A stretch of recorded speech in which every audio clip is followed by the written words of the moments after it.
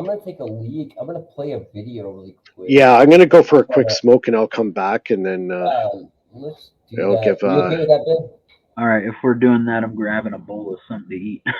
Yeah, I'm grabbing the bowls. All right, I'll be back in 5. Okay.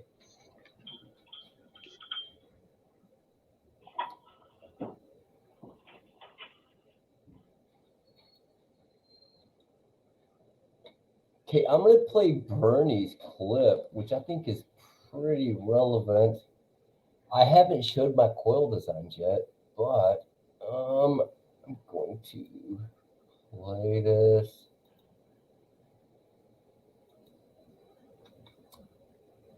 Probably.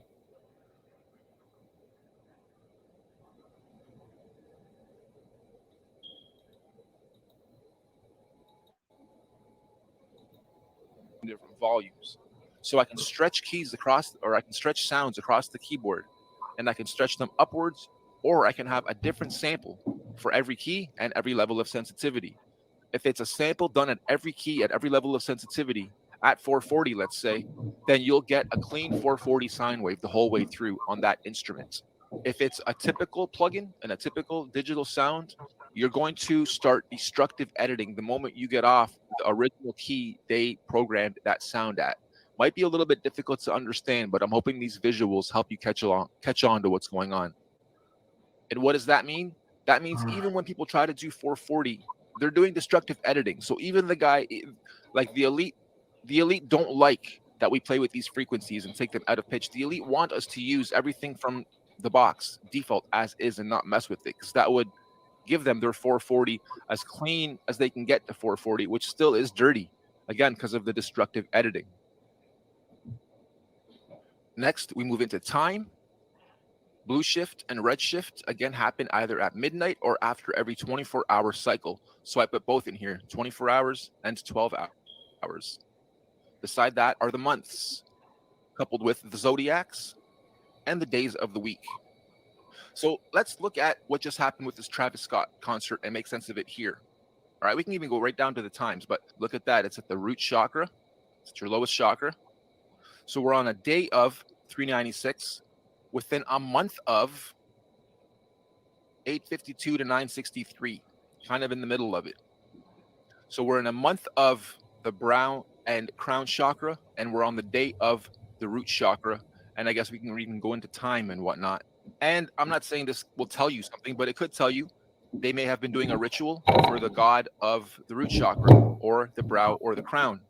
This might have been a huge sacrifice for whatever gods these represent. I should put that in here too, all the different gods and who they pray to and whatnot. I'll do that next update.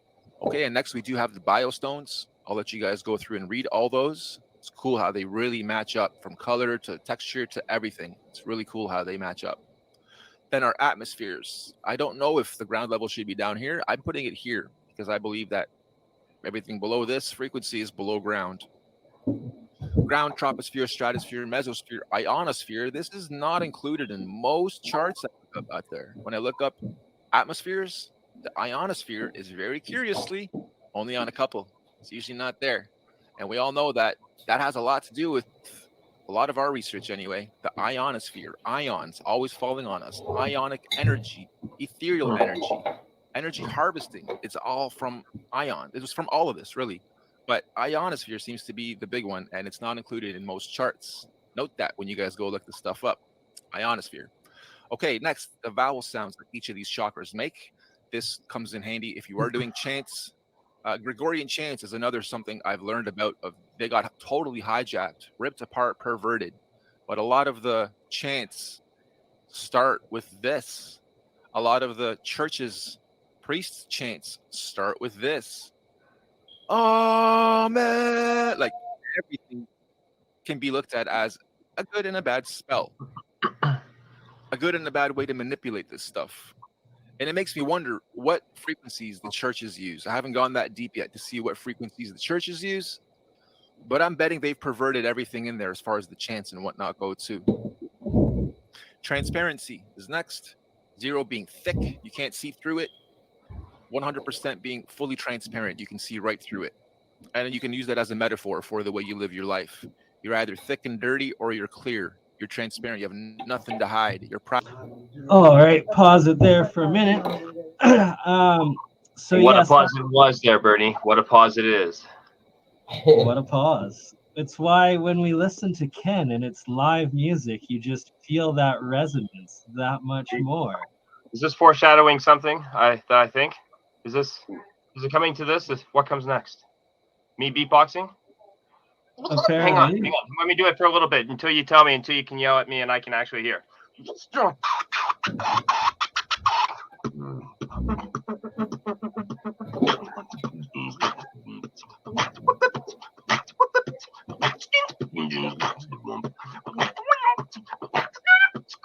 Yeah.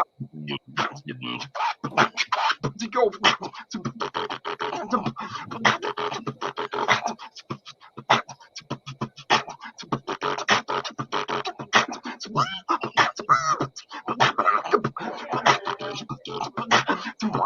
Like Pac-Man.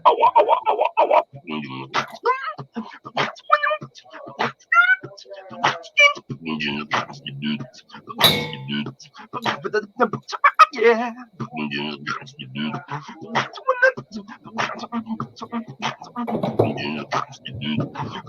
Hang on with me, James. Just shit.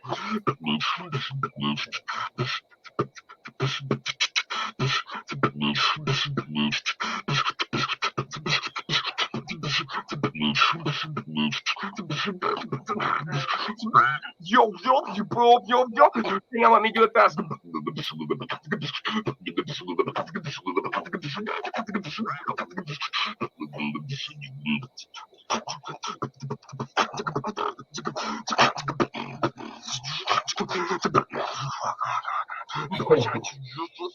Do you want me to keep going, or are you ready to go on and take over?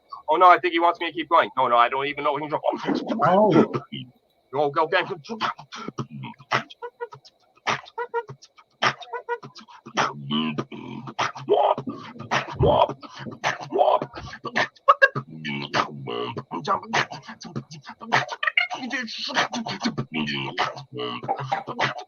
go.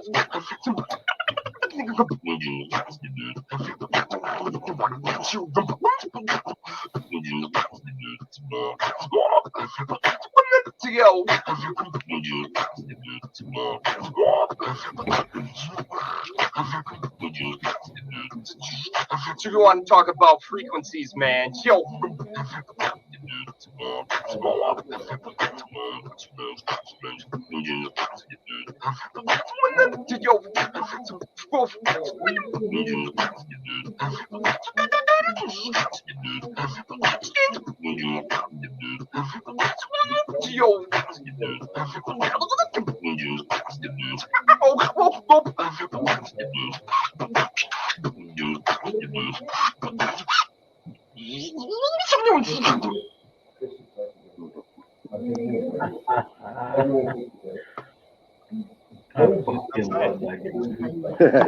That's amazing.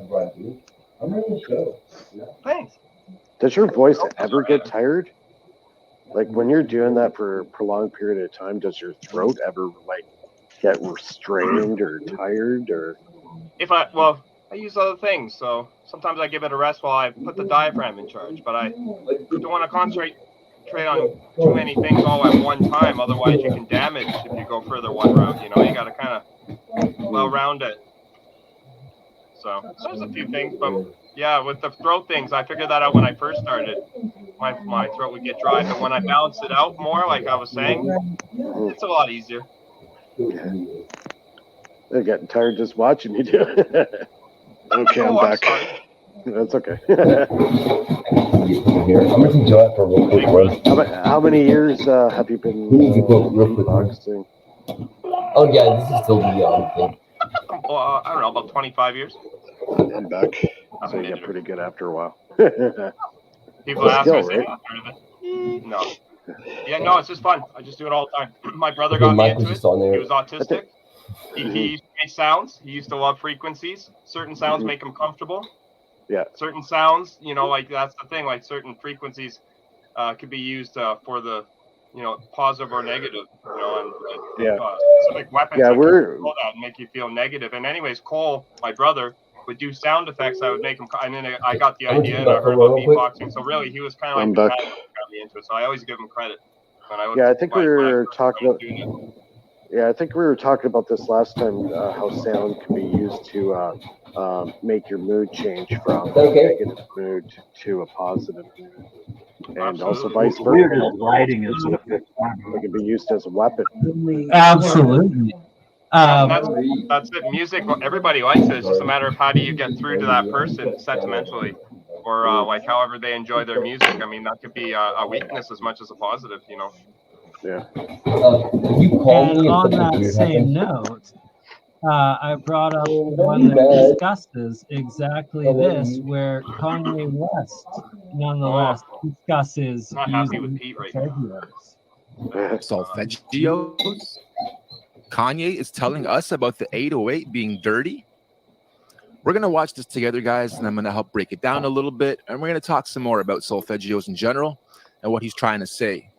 It's interesting that the whole world suddenly wants to know more about solfeggio frequencies. The world suddenly believes, because Kanye said it, that music and frequencies can convince young, impressionable minds to go do dumb shit in life. Who would have thought? Because we all know video games and music and entertainment, they can't influence you to go do dumb stuff and lead a dumb life and do dumb things with your time and life and powers and energy. We all know video games can't do that. We all know music doesn't actually cause death, right? Let's go.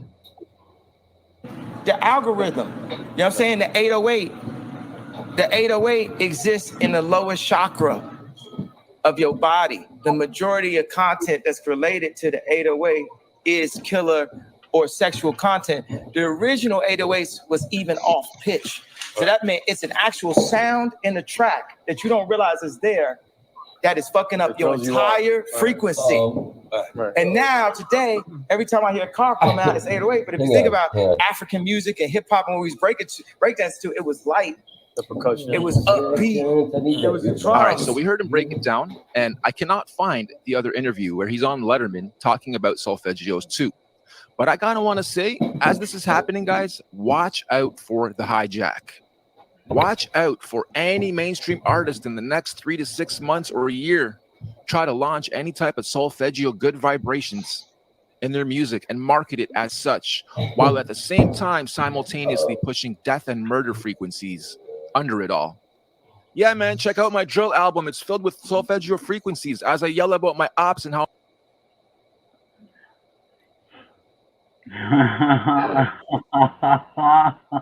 It's cold outside. Oh, cool. Are you back here, Bernie? By the way, great play, Frankie. I'm sorry. You're in a cab, huh? So wait, Mike and Bernie, you guys like live close to each other, right? It was like not really. Yeah, He's close in- in the same country. Yeah. Still a continent across from each other. okay. Seattle and He's in Calgary. I'm in Toronto. Okay, Calgary and Toronto is like is that West Canada? Yeah, Calgary's Western Canada. Okay. Calgary's on the west, Toronto's on the east. Yeah. All right. Well, shit, Bernie, you might be a lot closer to me than. Yeah, you're in Seattle, right? Yeah, you're not far. Yeah, Seattle's closer than Toronto. Yeah. We're gonna have to sit down one of these days and do a fucking round table and see what the hell we can accomplish, man. yes. I agree. Well, you two are more into the alchemy, so Absolutely. You're into it too. I'm into it. You're just into it from a different angle, man. yeah. This is true. We're all alchemists here. Yeah, yeah. Frankie's forehead. Transmutation, harmonization, connection. Bernie, where are you? All Right now? alchemy. Absolutely. Sorry, I'm gonna be back in 2 minutes here. I just gotta pull out here, and once I'm driving, then I'll be podcasting. Woo! From Hampshire. I think Bernie's been drinking. Yeah, even better. Even better. Yeah. He deserves to drink. I'm just high on caffeine. That's my drug. Yeah. That and nicotine. Cigarettes, sugar, wheat, all of it is just like a massive fucking third eye dam. You know, I've never been into hallucinogens. All my friends like to do mushrooms and all the acid. I just never got into it. I think that way automatically without doing it. Yeah. Check it out. I have an ancient Christian manuscript that basically gives you a cocktail of mushrooms and it unfolds in your brain in a certain way. It's not the mushroom that really gets you high and makes you see. It's how it unfolds in your consciousness, how it unfolds in your brain pathways that literally maps out the universe for you. And the people that were operating the Ark of the Covenant, these Melchizedek priests, John, Christ, they went through these Egyptian schools, man. They went through 30 years of this preparation. And these sequences of mushrooms can literally unfold God and everything in your mind like a map. You know what I mean? And once that geometry is imprinted in there, then you start seeing things from that lens and that point of view. Yeah. And like DMT, I heard is a pretty interesting psychedelic to try out. Have you tried it, Mike? Yep. I have not, and I'm scared shitless of it. I'm done mushrooms. I don't think I need it. Every time I've done any hallucinogen, it seems to be the same as if I'm still sober. I think maybe I just do that way automatically. I don't know. The only reason I'm scared of it is because when I was doing my shit in the military, they were giving us a derivative of DMT to turn on our psychic centers. And I'm afraid of what, repressed, fucked up things that I don't want to remember might come flooding back, That's what I'm scared of. Because they really block that shit out, man. You don't get to remember much, but what you do remember is just batshit fucking crazy, I'll tell you that. Yeah, you gotta How were they using it in an evil way, or how were they using it? Well, man, I can tell you, like, the first time that they dosed us, everything went black, and the next thing I remember was being carried by one arm and one leg by a guy in fatigues like a piece of garbage. They opened up a big fucking steel door, and he swung me back and forth like a fucking pendulum until I had enough momentum, and he just threw me into this room and locked me in there, right? Completely paralyzed. I couldn't move. I couldn't blink. I couldn't speak. Nothing. Yeah. And they left me in there until I was at like near heart attack fucking levels of panic, right? Because I couldn't do anything. I was just like, fuck, what the fuck? You know what I mean? Yeah. And then they open the door and they hold on, man. They open the door and they throw another kid in there with me. At this time, I was in the third grade. I was just a kid. And they threw another person in there that was completely paralyzed like me. And what it did was, you can turn on somebody's higher brain functions, but it doesn't mean that the brain is going to want to use it. It's not used to. Right. When you take away every other defense you have and put you in a fight or flight mode, and then they threw another person in there with me, we made telepathic contact with each other because I was trying so fucking hard to talk to that person. I was trying so hard to scream, and I couldn't. I was in complete paralysis. Right. And when we made a telepathic link, that's when everything goes black, and I can't remember anything after that. But yeah, you know what I mean? It was, when you say it's evil, I'm telling you, like, the most evil shit on the planet is what they were having us do. Was it done as like an experiment, or was there a purpose behind it? I've experienced demons in people. I've seen that shit. I can tell you, like, the place where I was trained, if you go back through the years and read what they put on the website for this place. They say graduates of blank camp will go on to become captains of industry. They will go on to be, the driving force behind politics in municipal systems. They were basically putting people that had the ability to influence other people's minds. That's another thing they had us do, was they saw if in pods of 3, if we could actually alter the perceptions of other people that were in pods of 3 and make them see something that wasn't there, make them see what wasn't there, and go up and in front of them and take objects from them and have them not see what was actually happening, make them see something completely different. Yeah. So we were hijacking fucking people's consciousness. And then they were putting certain graduates from places like that in places where they could make an effect. Do you think they were trying to make you into like a psychic warrior? Yeah, that's exactly what that was. And then it goes way far beyond that, way far just beyond, politics and holding, driving stuff the way they want to drive it into the future. It goes beyond that. It goes beyond. Was there extraterrestrial element to this? And if you're thinking stuff like words like 20 and back, yeah, you're spot on the money. I just thought I'd ask. Yeah, and when I start talking about it, they threaten my ass, bro. And it hasn't even been 90 days since I've been microwaved by these fucking people. They hit me. They hit me.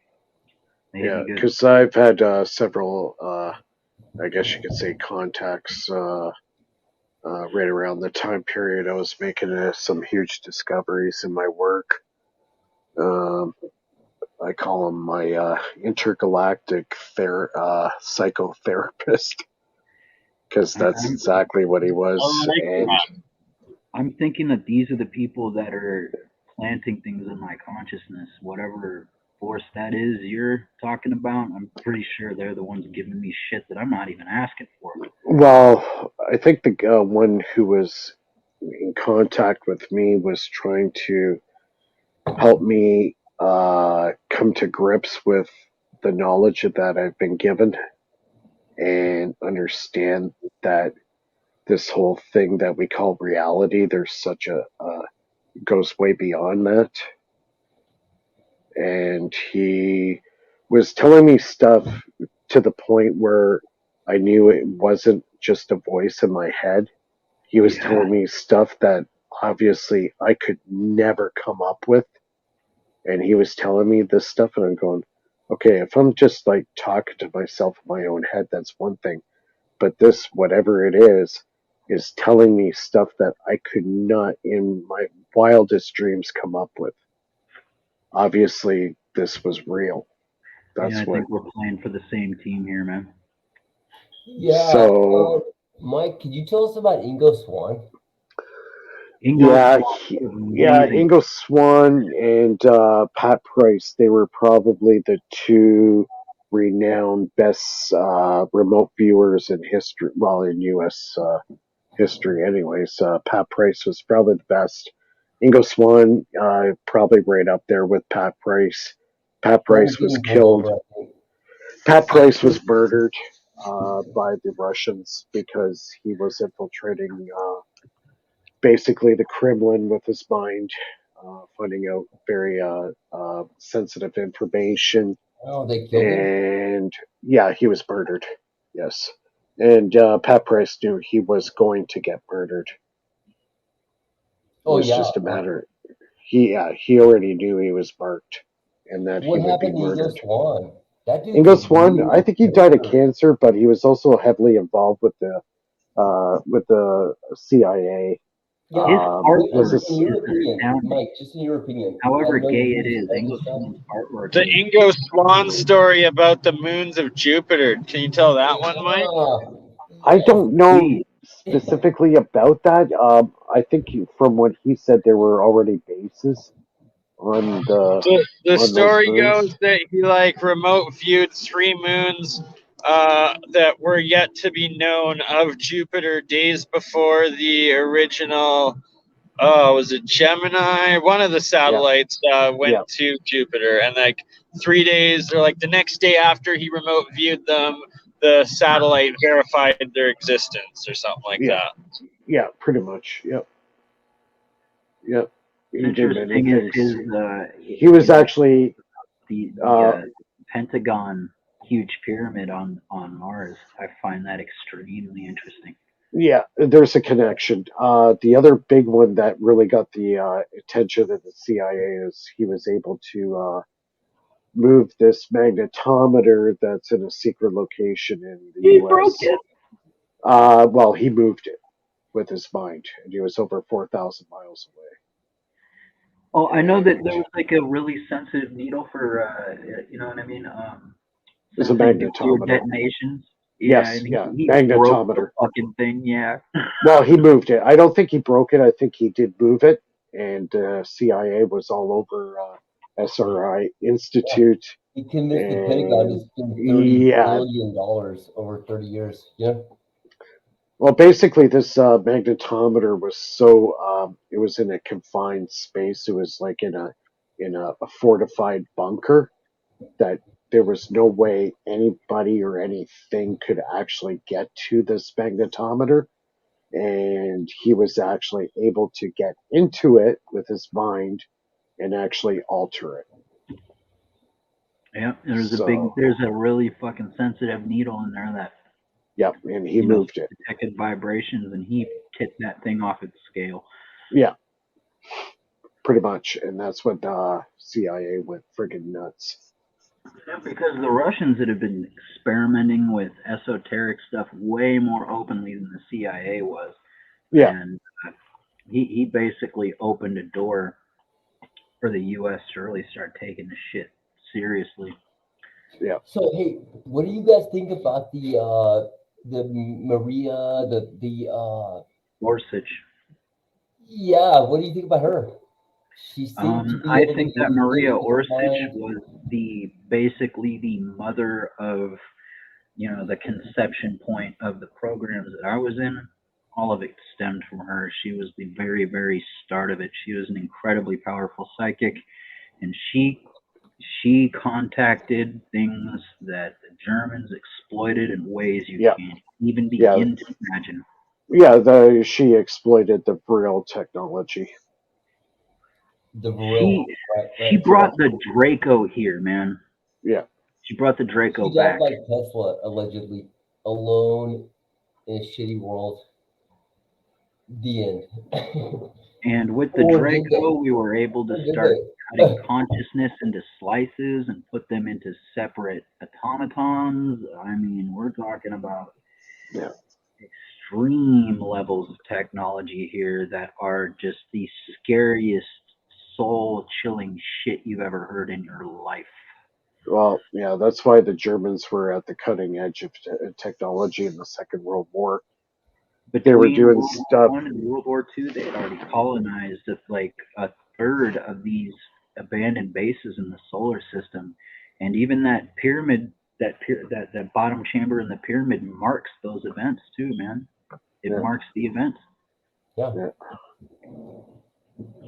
Yeah, that's why Hitler was looking for all the relics that he could across the planet. He was looking for Ark of the Covenant, a whole bunch of stuff.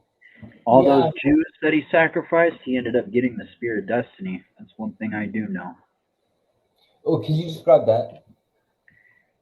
Or expound on it? I don't know a whole lot about it. I just know that all of those people that were burned alive were ritual sacrifices toward a specific goal, and it was to get that fucking stick in his hand, and he got it. Yeah. Did he win? The Nazis did win. They won over us after, we heard about them up in the Arctic because William Tompkins was basically a spy master. Okay, so he had a number of operatives that were reporting to him. And these guys were in, aerospace machine shops, production. That's what I do. All over Germany. and they're down there building UFOs. Yeah. What do you think I am? I worked in aerospace for 3.5 years, and right now I'm trying to get into a company that manufactures parts for the ISS and the Canadarm3. So I'm working on that right now. Mike, would you go into your background on that more? Sorry? Would you go into your background more on that more if you're comfortable with it? Because I didn't know this. What my aerospace background? Yes. Yeah, well, I'm a machinist. I'm a machinist by trade and CNC programmer. And yeah, I've been in that industry for over 10 years. Yeah, it's kind of been a rocky road the last year, losing jobs because of the COVID thing. Yeah. Not finding the right fit. So I'm trying to get into this new company now. So hopefully that'll work. Did you ever hear of Edward Plank? He was the foreman at Rockwell. What's his name? Sorry? Edward Plank. He was the one who was, he was the foreman at Rockwell where they put all of the Apollos together. All of them. I don't know too much history on him, no. That was my grandfather. Oh, really? Yeah. So that tradition of weirdness, I mean, every male in my family has gone into naval intelligence. that wasn't completely broken and never home. Well, the government program you guys did back in the 50s called Project Silverbug? No. I know that they were doing it through vaccines. Okay, well, Project Silverbug, they were trying to build a UFO back in the 50s. Ooh, I haven't heard of this one. Yeah, the Avro car. Avro Corporation built the UFO for the U.S. Hey, will you spell that, Mike? Avro? Yeah, is it A-B-H-A?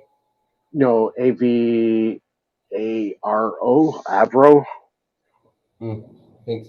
Okay, so anyways, to make a long story short, that facility, I live about 30 minutes away from where they built that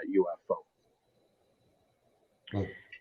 Going back to, the Nazis did lose the war. They came out with all the best cards, you know what I mean? They came out with all the aces in their hand, but they didn't have anything else in the deck. They had no infrastructure. They had no way to build anything, but they had literally gotten away with all the blueprints and all the technology.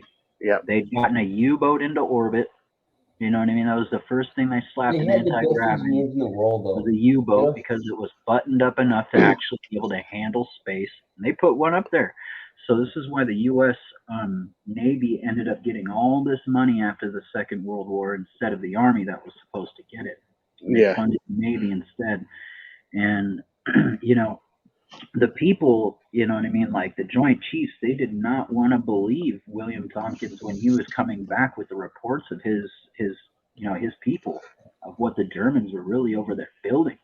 Mm-hmm. What they, deciphering Giza. You have to remember that the Germans, foremost, man, those people were archaeologists. They were obsessed with myth and legend, and the places that they went and the things that they found were remnants of the old age and of extremely higher technology and ability. And they learned to exploit it. And when we sent Admiral Byrd up to the Arctic, we sent them there to New Schwabenland, and they got their asses handed to them by a bunch of fucking Nazi UFOs. Yeah. What was it, like 7-8 years later, we had the flyby over the White House of those 5 UFOs. After that, paperclip, they basically had us in checkmate. They're like, we could fucking fry you, your president, anyone we want at any time. Yeah.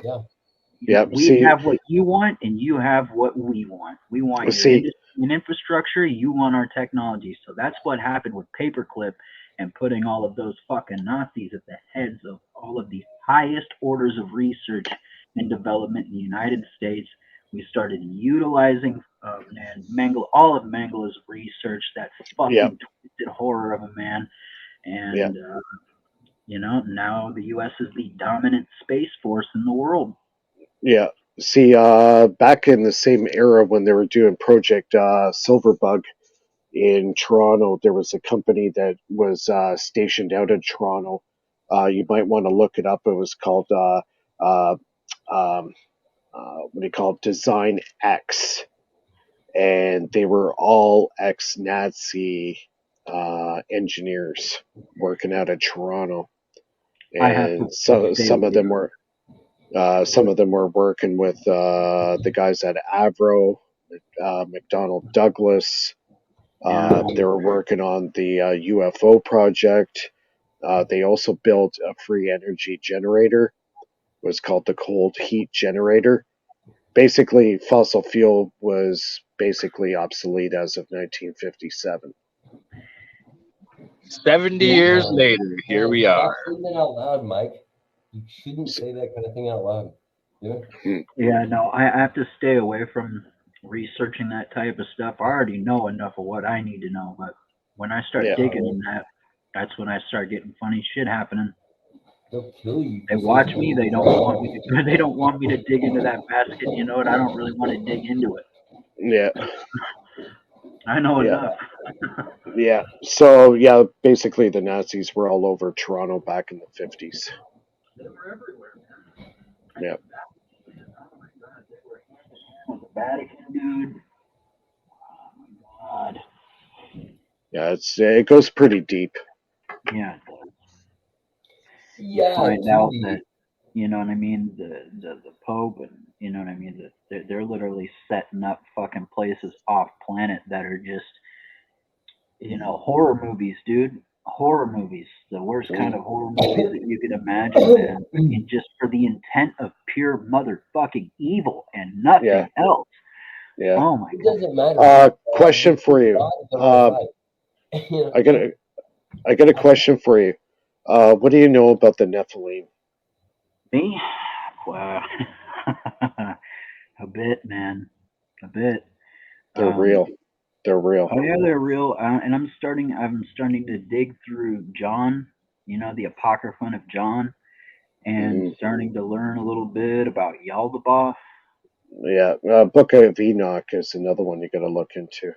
Yeah, I've dug a little bit through that too. You guys seen the giants I'm convinced that the Sophic story, the story of Sophia and Yaldabaoth, is the motherfucking truth, and that these beings are not immortal. And when you put that equation into there, that they're not fucking immortal, and that they were created with only half of the polar frequencies that they need to be immortal, all of the wars and bullshit and the directions that the bloodlines have been taking us makes perfect fucking sense. That we are far more fucking capable than they are, and they need us. Yeah. They need us. Yeah, apparently the Nephilim have been spotted in northern Canada. Oh my God! I know what? that they're Nephilim in northern Canada. This I need to hear more of. Yeah, Yellowknife. They've resurrected fucking Nimrod. Up in Yellowknife. They've been spotted. They've been spotted by the natives up in northern Canada and up in Yellowknife. Okay. Northwest Territories, Yellowknife. This is not good at all. No.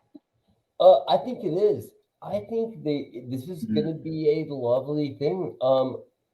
A lovely thing, dude. They're going to bring about the apocalypse. Sure. And that's I think that just brings mankind to a angelic state. What it does is it destroys all the servers that all of the collected information that's the Enlightenment movement. You know what I mean? This is where they fucking, for 20, 30 years, when the power goes out and everything fucking disappears, bro. All the books are gone. All the information is gone. They're trying to erase history.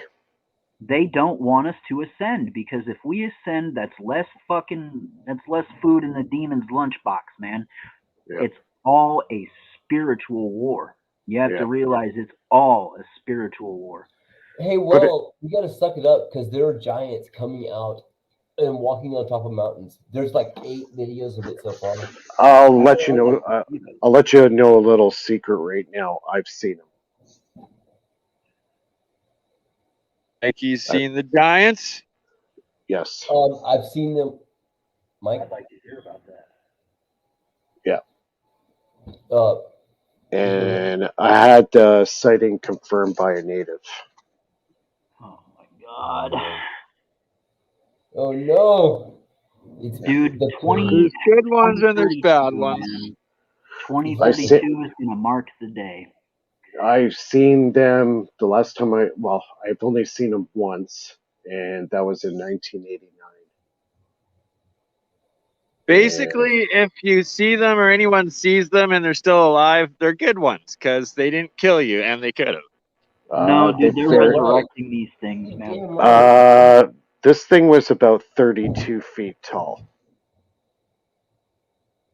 About 30 feet It's tall. very likely There Darth is no was a giant, story and he could be one anywhere of them. that I have ever read that these things were helping anyone or doing anybody any fucking favors, bro. I Nope. mean, They're evil.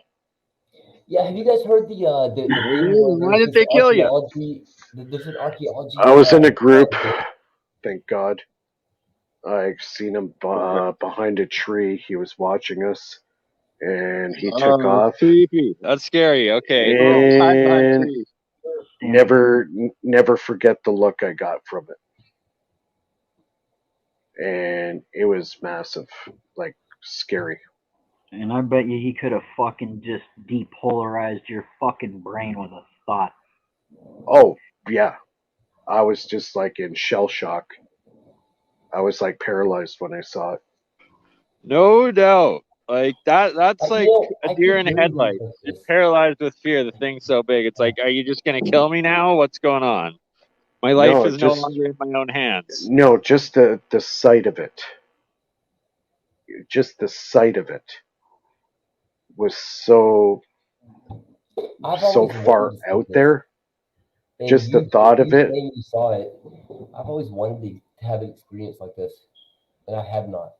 And I also have a friend who's friend of his is he was part of the Afghan forces back in the 80s. And he also confirmed the existence of those guys in Afghanistan. They're alive and well. They exist. The only people that can actually approach them and live are their shamans and their holy men. They're the only ones that could actually approach these beings and not get ripped to shreds. I believe that. Yeah. Is there a way? It's got to be some electromagnetic thing. Is there a way you could build a device to cloak yourself from? Because if these dudes are, if they're trying to communicate with you, but they're too Hey, dumb, I'm home now, so I'm gonna log in from my computer in a couple minutes. I don't think that that's possible, man. These things are really fucking psychically talented. I think, you know, it doesn't matter if somebody's a quarter mile away. I think they can feel them out. They're I don't think super. they're sneaking up on They're them. these guys, these beings, the Nephilim. They're super dangerous. They're super real, and they're a Are they force. unfriendly? They are the evilest of all evil. They're like, if you imagine a fallen angel, right? Just pure female energy, right? Mm-hmm. No brilliance, no brilliance of light, just a complete magnetic pull to darkness. And then you take that and fuck a human being with it, and then just okay, well, what do you think that's going to produce?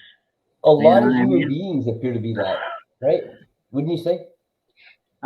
You know what I mean? It just think about what you take with the most sinister fucking demon and breed it with a normal human being. You know, what are you gonna get out of that? It's not even pretty, bro.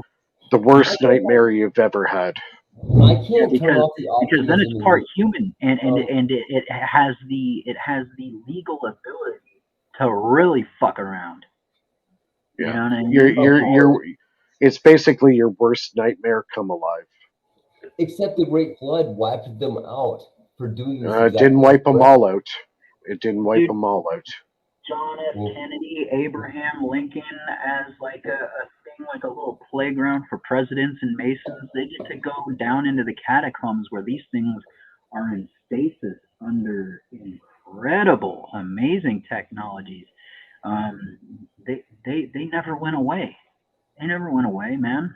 No, they've just been in hiding. Did you guys hear about there's an underground like archaeology site in I think Syria, and it's alleged that Gabriel imprisoned several fallen angels there, and the archaeologists don't want to dig because it's making these creepy ass sounds. You guys know what I'm talking about? Yeah, because they've been entombed. They've been Right. basically put in solitary confinement. Sure. I'm gonna tell you guys. I'm gonna break what your about guys' California? fucking minds here when I tell you this. Mhm. Saturn is the cork that keeps these fucking things in the bottle. And when CERN lines up with the other, Man, I don't even want to hear this. I may have to not hear this. I'm sorry. I have to go to the bathroom. Some things you cannot when unhear. CERN lines up with the other super collider that's in San Francisco, and the Golden Gate Bridge is the crosshair that aims directly at Saturn, that's when they start firing this thing up. They're trying to break the rings. You look at that movie, The Ringmakers. The book, The Ringmakers of Saturn. Yeah. They're trying to change the symmetry to break the hexagon on the fucking northern pole of that planet. And when that happens, that's when you get, the event from the Bible. That's, the bottomless pit opens. And if you look at the pyramid, the bottom shaft of the pyramid, when the timeline ends, that's the day, man. So they want to pull the cork off the bottle. Yeah, they're letting those motherfuckers out. That's what they work for. Yeah. Okay, hey, I want to steer this in a slightly different direction. Just barely. So as after the Garden of Eden, we got control. We got handed the wheel to drive our destiny anywhere, any way that we want. There's certain rules in the galaxy that angels will literally come through any fucking dimension, any place, and come and enforce.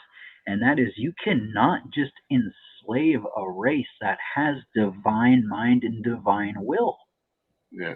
And the pharaohs, the bloodline of the pharaohs, when you understand that they are a direct creation of Lucifer, and that's their god, basically.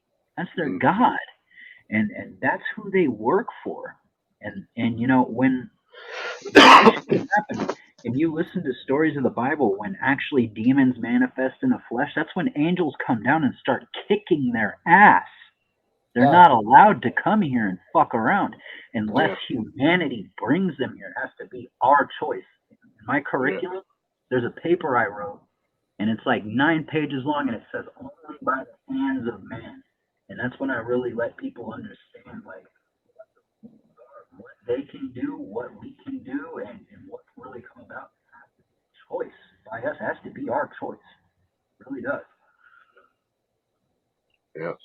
Man, if they have a fight, I don't want to be in the fucking room. I'll tell you that.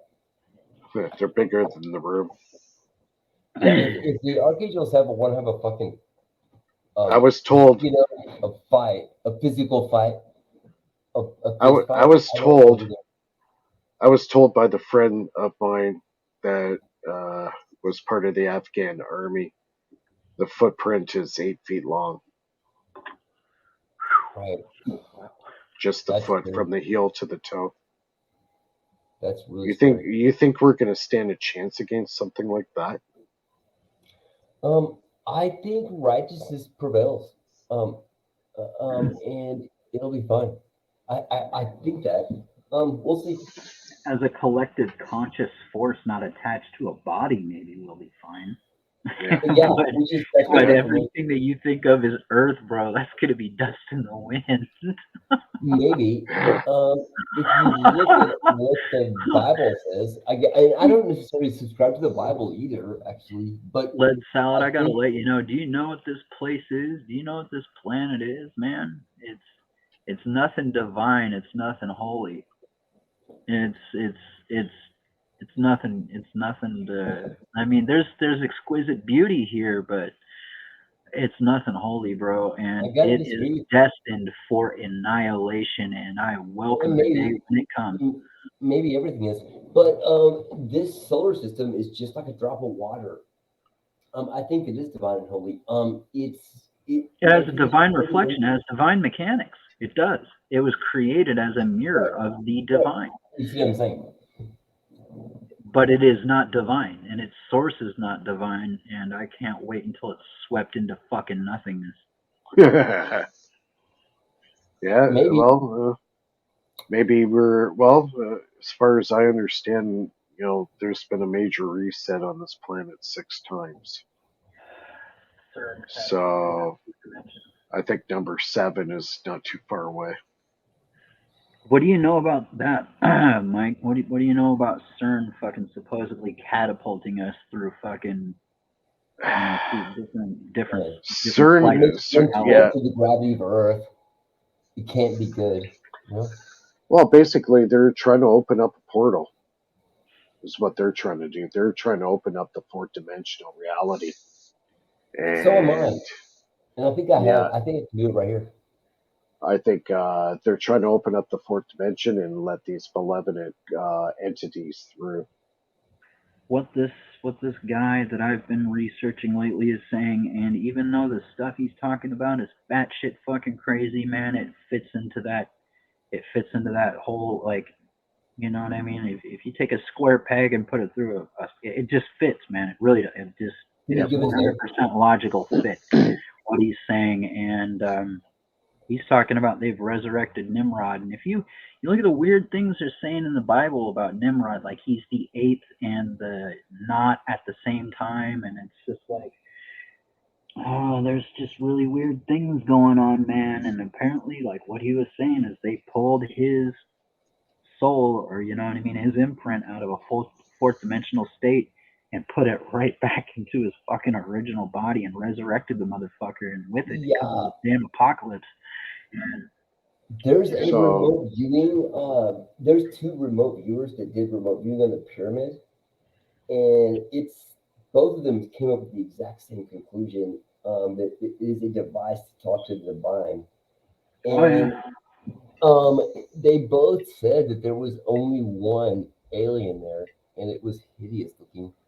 The one dude said it had a motherly love vibe, but it looked like a praying mantis. And there was only one the entire time. And it appears as though the pyramid was only used once.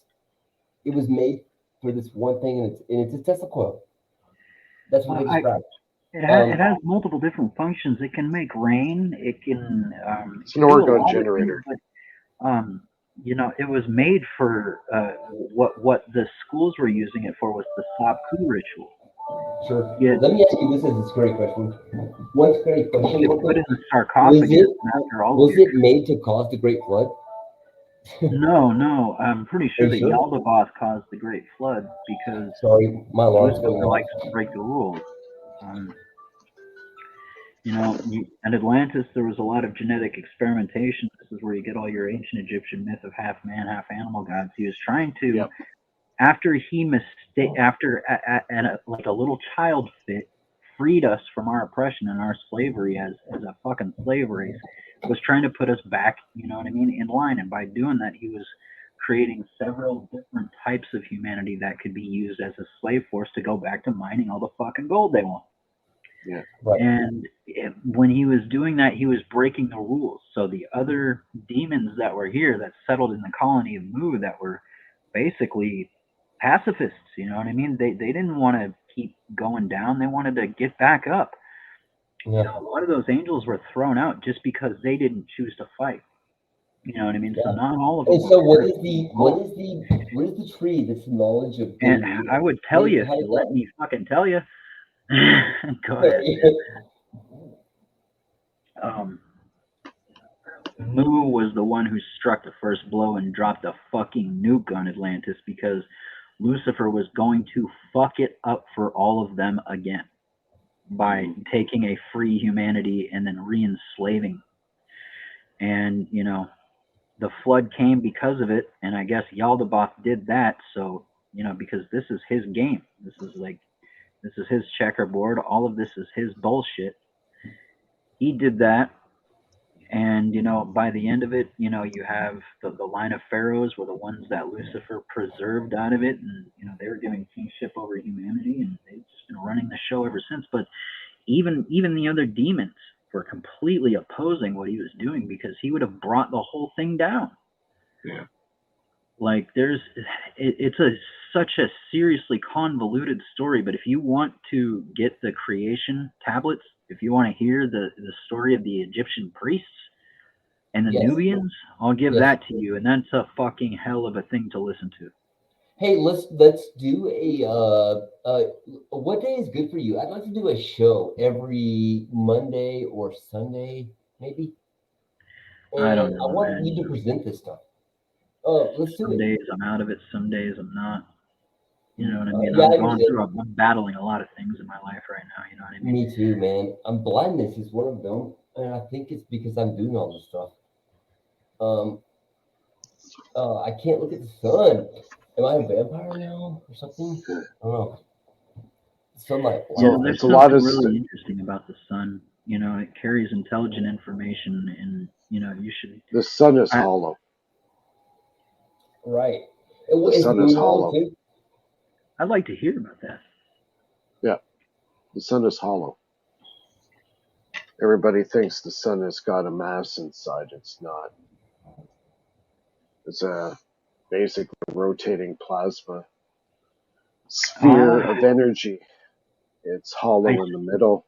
Eric Dollard studied the sun for about 4 years extensively, and he came to the conclusion that the sun is hollow.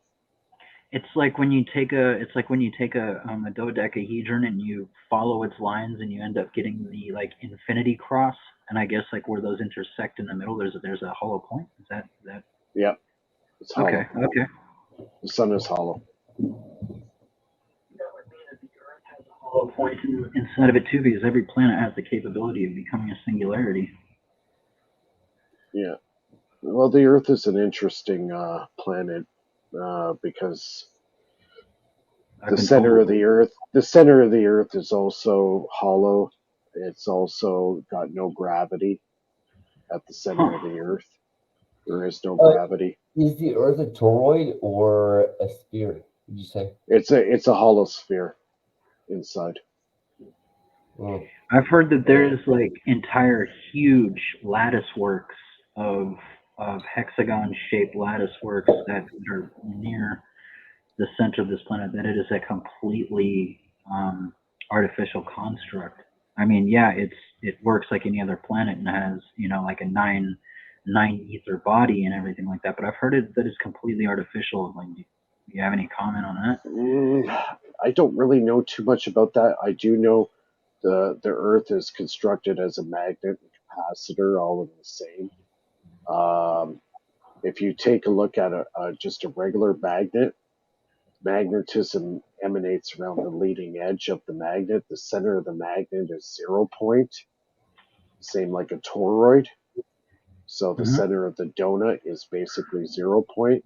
All the magnetism gravitates to the outer edge of a magnet. The Earth is similar in that sense, where the center of the Earth is actually where 0 point is.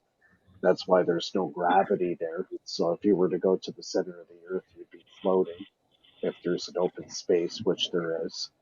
Something just struck my mind. In that space, do you think that all the presence is capable from that space, and it's like that matrix is what causes the flow of gravity and other things around it in an intelligent order? Do you think it's this vacuum space that is like a seed point? Yeah, it's a seed point. It's the center. Yeah. Okay, I get it. Could you hold on 1 second? Just going to step away for 1 minute. Hold on. It's the fractal then. It's a tornado.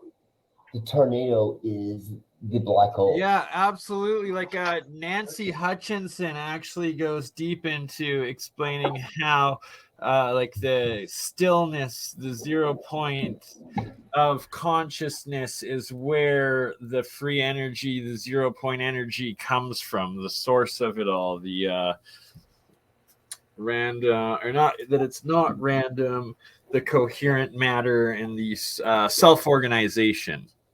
Yeah, the organization flows around it.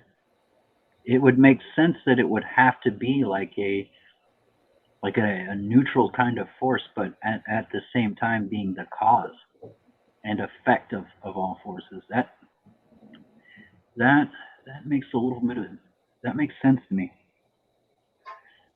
Like if you had a spot, you know, at the center of a fractal paradox, you would think that for a paradox to occur, that, you know, the concentration of an infinite amount of things there, that there would have to be nothing at the center of it for it to be a true fractal paradox.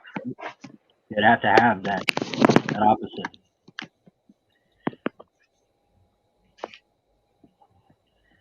Oh God, oh, it's making my brain hurt.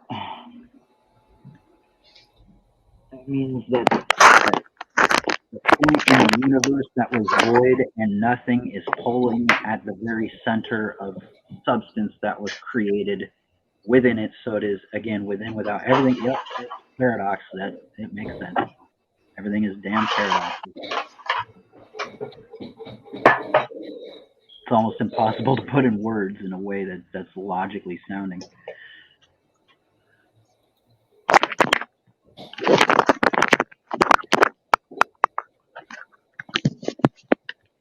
Okay, I'm back.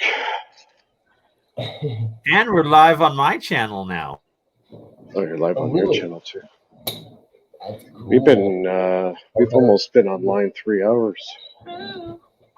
Sorry.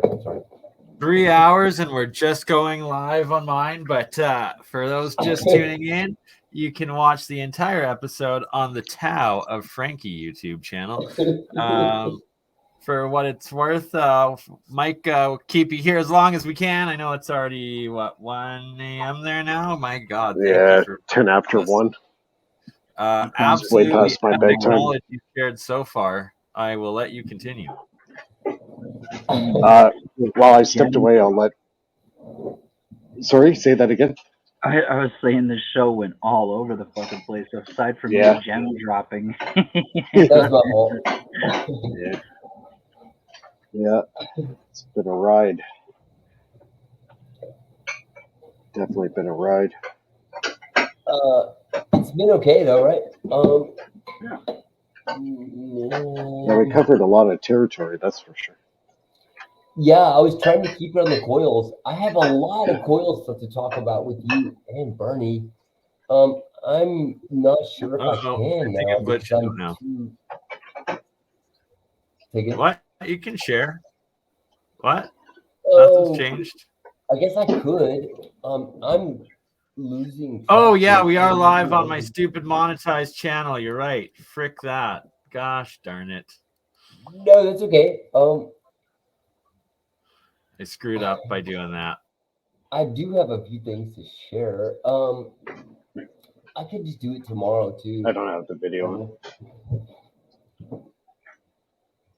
And yeah, we definitely need to start doing this, make a weekly multicast out of it, Frankie, because you are natural. You're a natural born podcaster.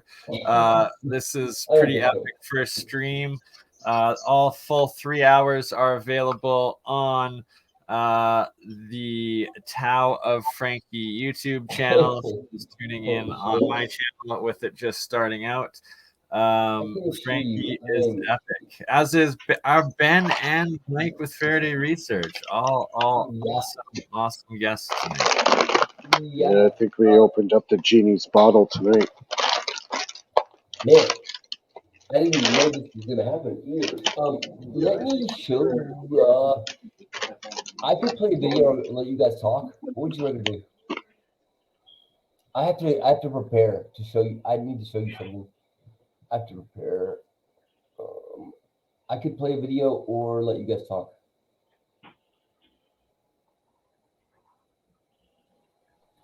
Sure. All right, I'm gonna play a video then. This is Donnie Darko. It is about time travel. Oh, you can't play Donnie Darko on my channel. That will get. Oh man. Okay, yeah. Okay. I forgot about that. Hi, Tammy. Hi, Brian. It's worth it. It's worth it. That's fine.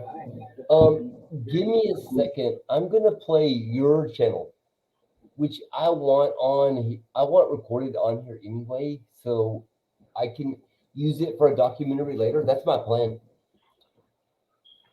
So I'm going to do that. I'm going to share your channel real quick. I wish you could control it too with me, and that'd be better. I can also share and control. I just can't hit play or pause from what you're sharing. Okay.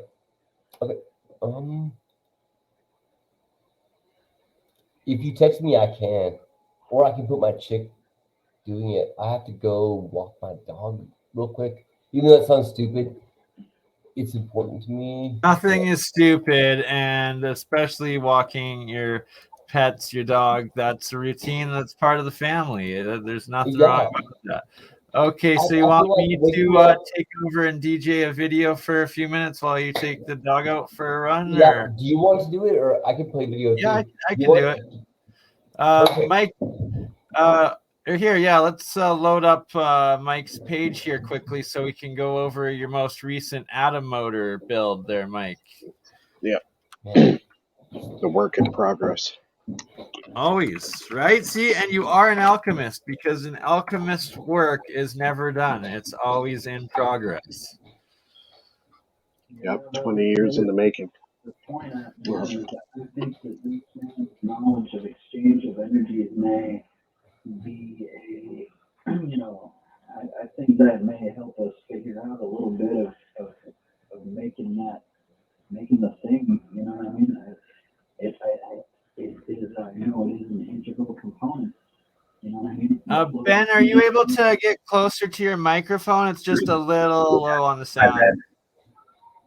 I said I think this guy's knowledge of flows of energy are going to be important in understanding the operations of making the thing.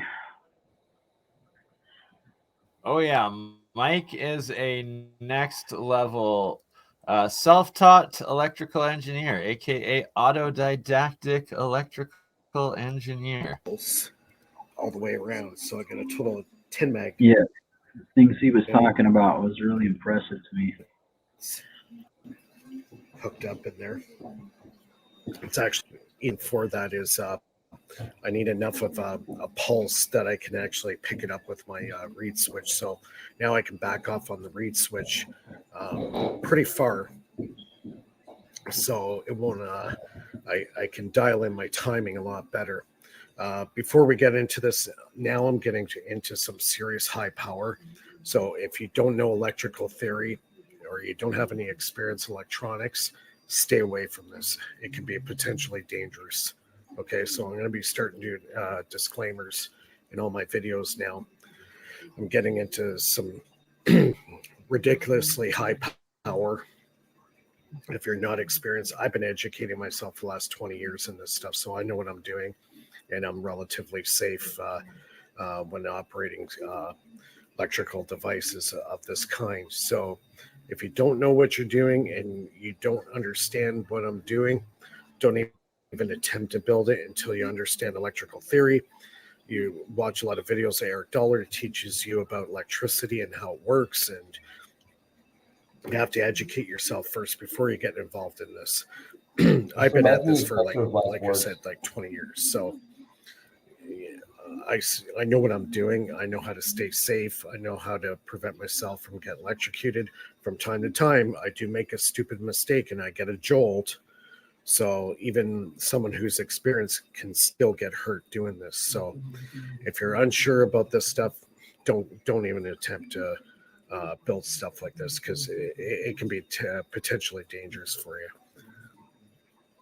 So anyways, yeah, I did all these mods to the wheel. It's running really, really balanced. So when you're building a motor like this, it's incredibly important to make a very balanced wheel. Now, I also put the mag strip on it, and now I'm actually doing some readings.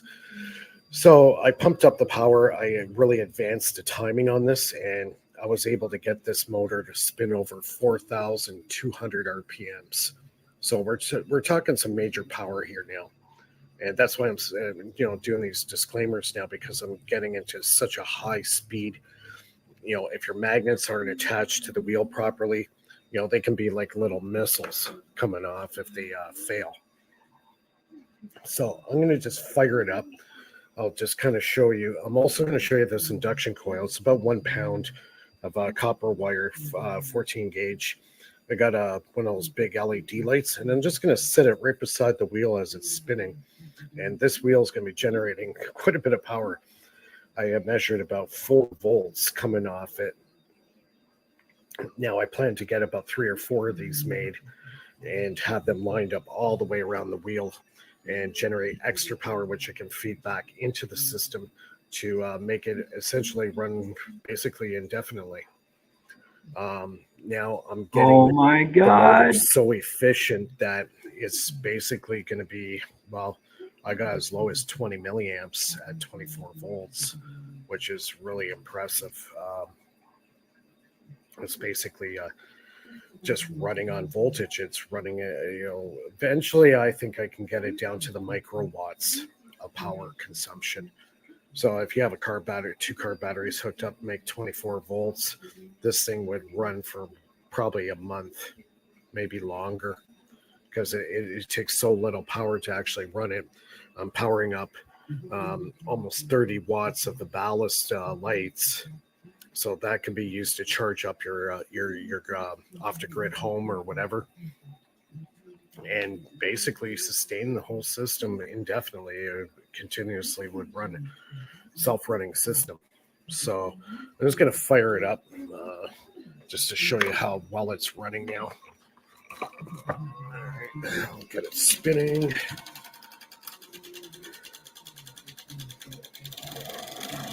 A good start. Let's see, my ballast is running. It'll take a couple of minutes here to get it up to speed. It's running at about 50 milliamps right now. It's actually going down. I'll keep the light on so you can kind of see how fast it's actually going to start running. Like I said, the wheel's got to be extremely balanced for it to run good.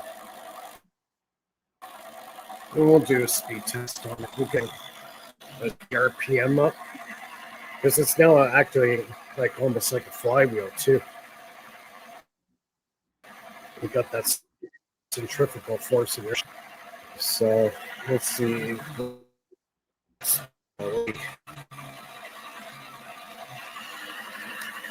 728 RPM already. It's going faster. I can even put the induction coil, and you can see, and I put it in. I'll just start to bring it close.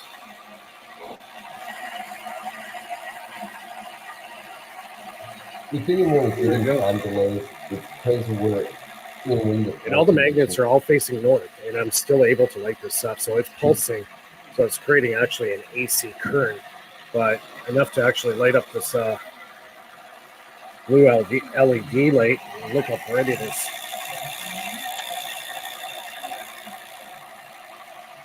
So I got that going. Let's just adjust this wheel here. Coil.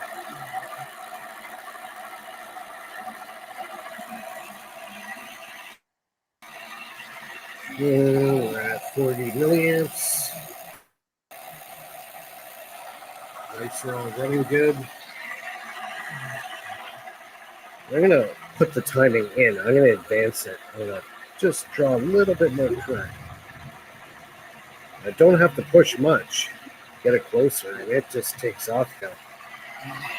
Okay, so let's check this. Okay, 849. Let's check the wheel. Over 900 already. And it's going faster.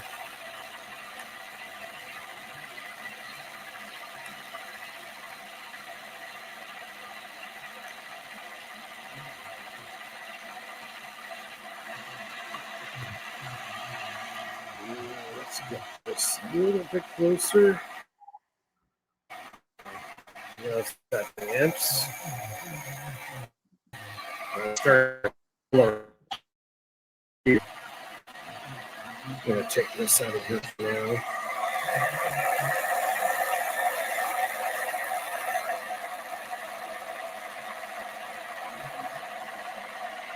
You can see how fast it's going.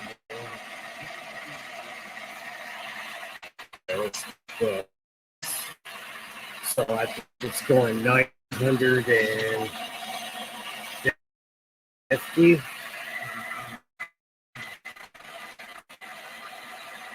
2100 RPMs.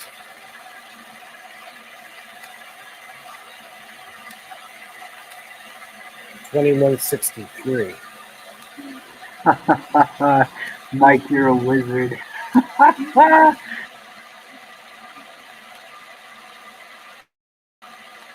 Oh, this shit is intriguing. It's awesome. Yeah. You remember, Bernie, when I was talking about that dude who built that magnetic displacement motor with a stroller wheel and a few fucking magnets and some zip ties, man? And I was running a damn vacuum off of it. I couldn't hear you over the video. Sorry. And the thing is, I'm using less than a watt of power to do it. Right? Like, that's so good, Mike, and like crazy. Like, just the efficiencies that you've been able to work into the system. And like, this is the sort of electrical engineering that is so essential for all of humanity and the current grid and everything that we run off of, is that we need to get these super efficiencies into our modern systems so that we stop wasting so much of these fossil fuels and inefficient and systems. So the power I was putting in 0.98 watts, and I was lighting up 30 watts of lights. Exactly. And I'm spinning a mechanical wheel at over 2,000 RPM. Yeah. So you got mechanical power there too, right? This is where we can use water. You know what I mean? Just a fucking stream. A stream and some fucking wood and some nails, man. And you can, oh my God. Less swearing. We're on my monetized channel now, please. But yes, one of the builds I want to do next summer is the reverse engineering of a washing machine where you just turn it into a little hydroelectric generator for a stream. Yeah.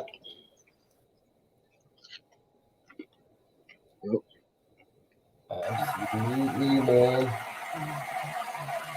Okay, so I got it down to 30 milliamps.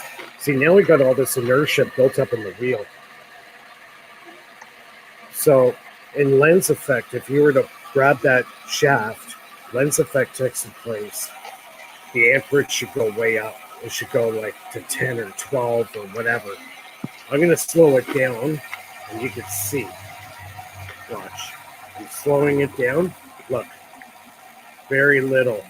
It went up 20 milliamps, and I slowed it down to about half the speed. So lens effect is very, very minimal on this motor.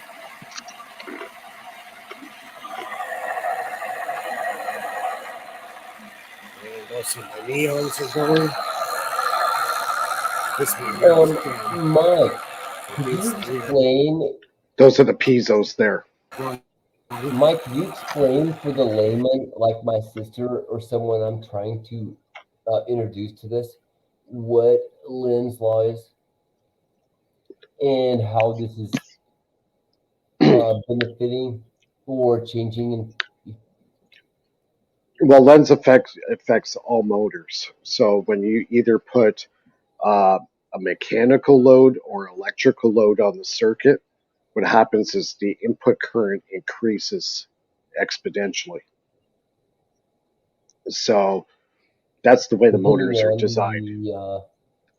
So basically what my motor does, because I'm using the piezoelectrics plus the spark gap switch, that brake, every time that switch opens and closes, now basically negates or basically eliminates the effects of lens law. Now, this is not rocket science. This is just switching technology. What does lens law state, and how do you break it? By breaking the circuit. The second you open and close the circuit at a rapid rate like I am, the lens effect disappears. Now I'm also using the ultrasonics there, which also helps. That's why I could run a motor at 4,000 RPMs and only put 20 milliamps in it. Like theoretically, what I'm doing is impossible. Right, except for it happened, right? It's right in front of you. Yeah, so maybe it isn't impossible. Yeah. That's right. It's all the motors. Law states that you. What are the limits? Lind's law is a. Can you remind us? Well, basically, what happens as soon as you put a load on a motor, it starts drawing more current from the power source. It has to work harder to maintain that load, right? Mm-hmm. So I've devised a motor that rapidly opens and closes the power source at a very, very high rate of speed. And because of that breaking of the circuit effect, it basically negates it. It makes the effects of Lenz's law disappear. And now, this is DC with a spark gap? It's a spot. Yeah, it's a pulse DC. But in actual fact, I'm creating a new power source. Basically, the output power of this motor could run an AC circuit or a DC. It conforms. It conforms. It's a hybrid. It's a hybrid version of electricity. As you're comfortable with how that happens? Well, because you're pulsing it. Whenever you pulse electricity, so like say AC from the wall socket, that pulse is at 60 hertz. Okay, in Europe it's 50 hertz. Okay, that's it. And you get the sine wave. You get the sine wave up and down. DC is a straight line, right? So what I've basically done is create a hybrid version of an AC and DC combined. Damn, that's fucking trippy. Right. And you're skipping the AC. You're skipping a fundamental thing with that, right? Am I wrong? Well, I've changed the frequency of the actual pulse. So my motors run up in the kilohertz range. And because of that, I'm able to achieve the power gains that I'm achieving. See, if you look back at what Tesla was doing, all this stuff was in the kilohertz range. That was how he was able to achieve, 6-foot lightning bolts coming out of a Tesla coil, right? When you work in high power, high frequency, you're able to get way, way higher gains in power. Like a Tesla coil, a powerful one that he made, could easily produce 2,500 amps of electricity, which is enormous amount of power. Is a frequency that makes it completely alive or self-sufficient? Well, yeah, you got to go up into a high kilohertz range, right? The higher you go, the faster the pulsing, the faster the collapsing of the magnetic field within the induction coil.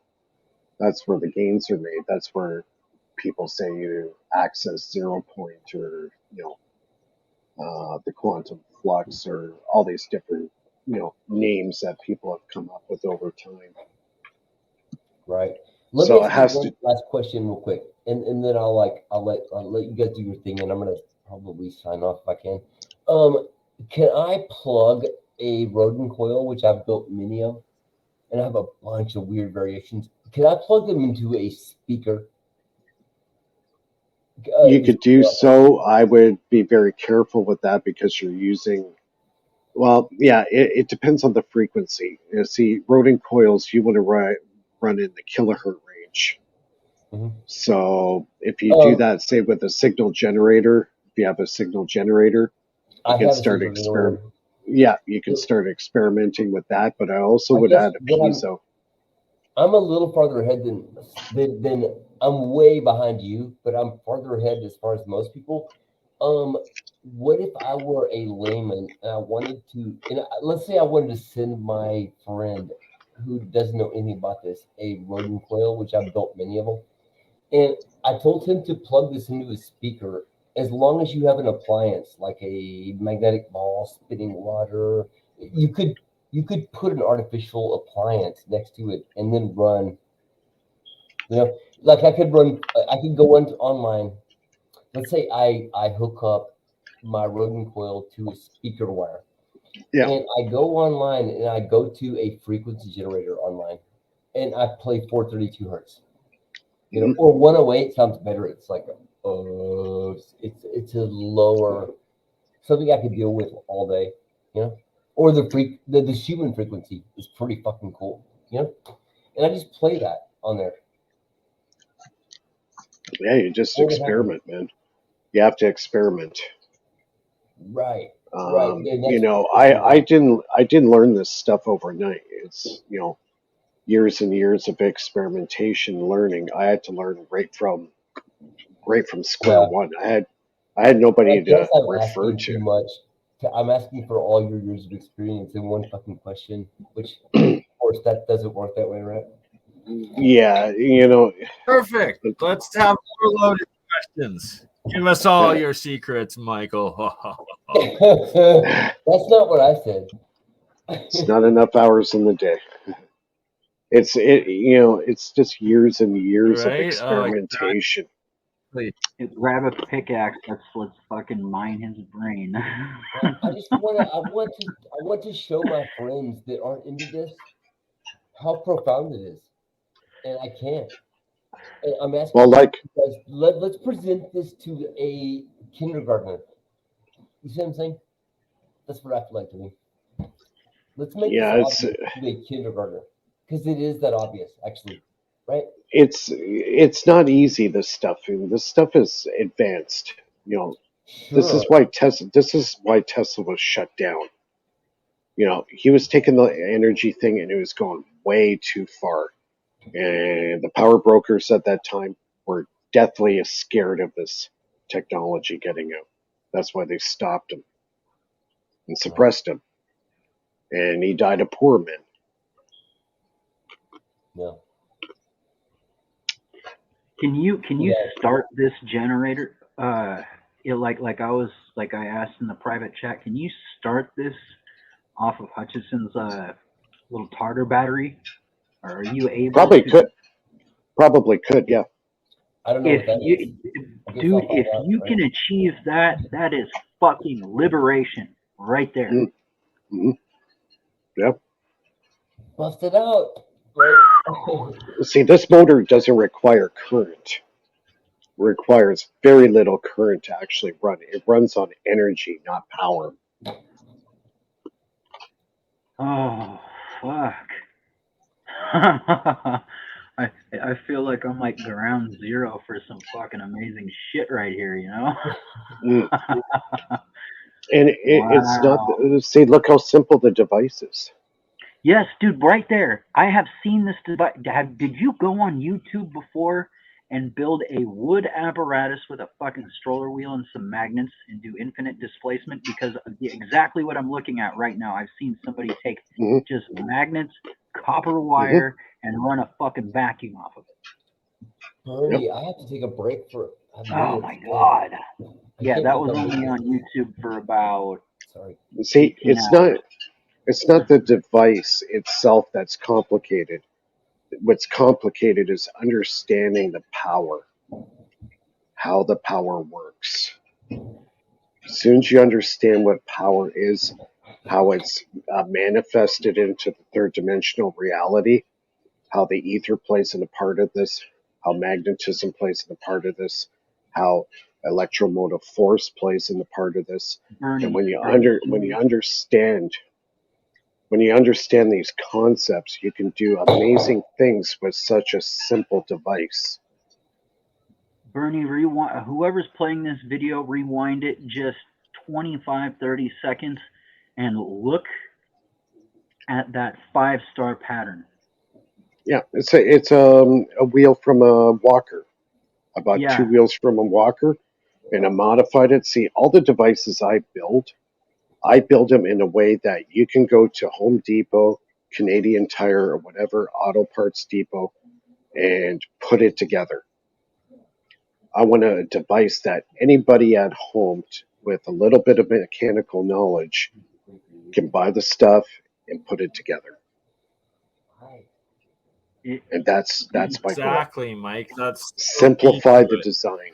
right? Simplify the. And what? Yeah, exactly, right? Make it easily accessible parts that are affordable that people can understand and make it.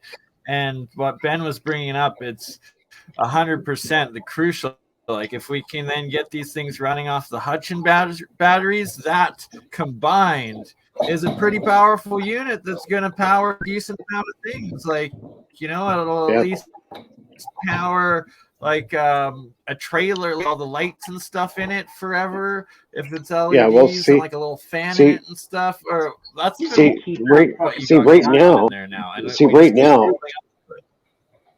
See, right now, I'm getting to the point, Bernie, where I could hook up 2-car batteries to this device and it would run forever. Okay, when you're only consuming microamps of power, it takes very little of another source. Like if you loop the power back into it to sustain this for indefinite, and it's producing 30 watts of continuous output, which I can hook up to an AC source or to a DC power source and charge batteries or run lights or whatever.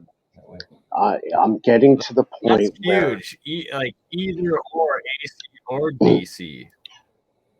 Yeah, it conforms. The type of energy is a hybrid. It's what Tesla was getting into. It's a power source that it doesn't matter if it's AC or DC.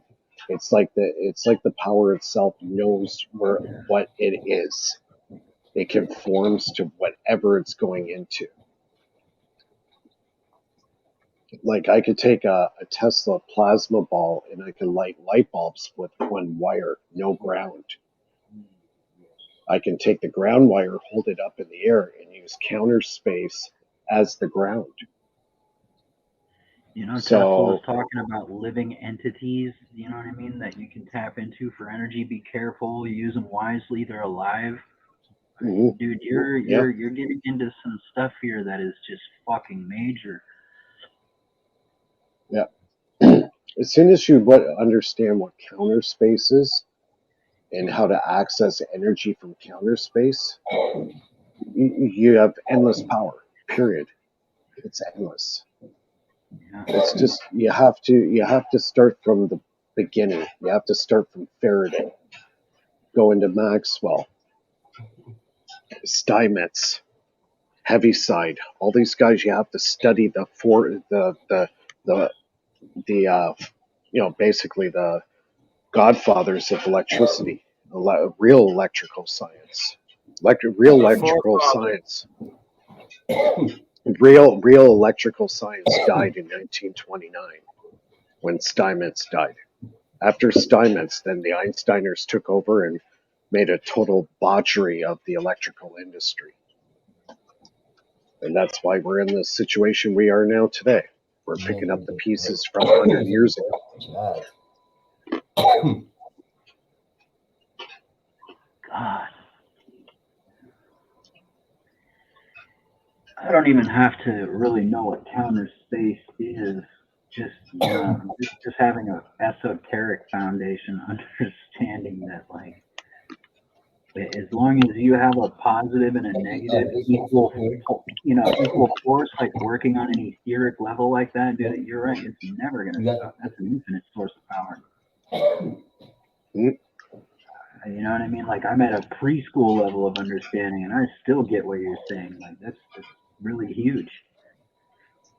That's why I try to put it across in a way that it's easy for somebody who's not into the stuff can somewhat understand, or at least try to wrap their head around it. Absolutely. So we're joined by Oso, Mr. Ross, brother. Thank you for coming on. I know you've been trying to get on for a little while. You said you have your Bendini motor with you right now, Ross. You want to show that off? And Mike, you've got some experience with Bendini motors too, correct? Yeah, it works on similar principles what I'm doing. So is it, I mean, I don't know if like what you're doing is sort of kind of related to a Bedini. Yeah, I'm using the negative energy, cold energy, but I've introduced piezoelectric transducers into my circuit, which really changed the dynamics of the circuit. So I highly recommend you dabble with that, get into the ultrasonics, and you're Because going to right see now some. it's just two DC motors, Mhm.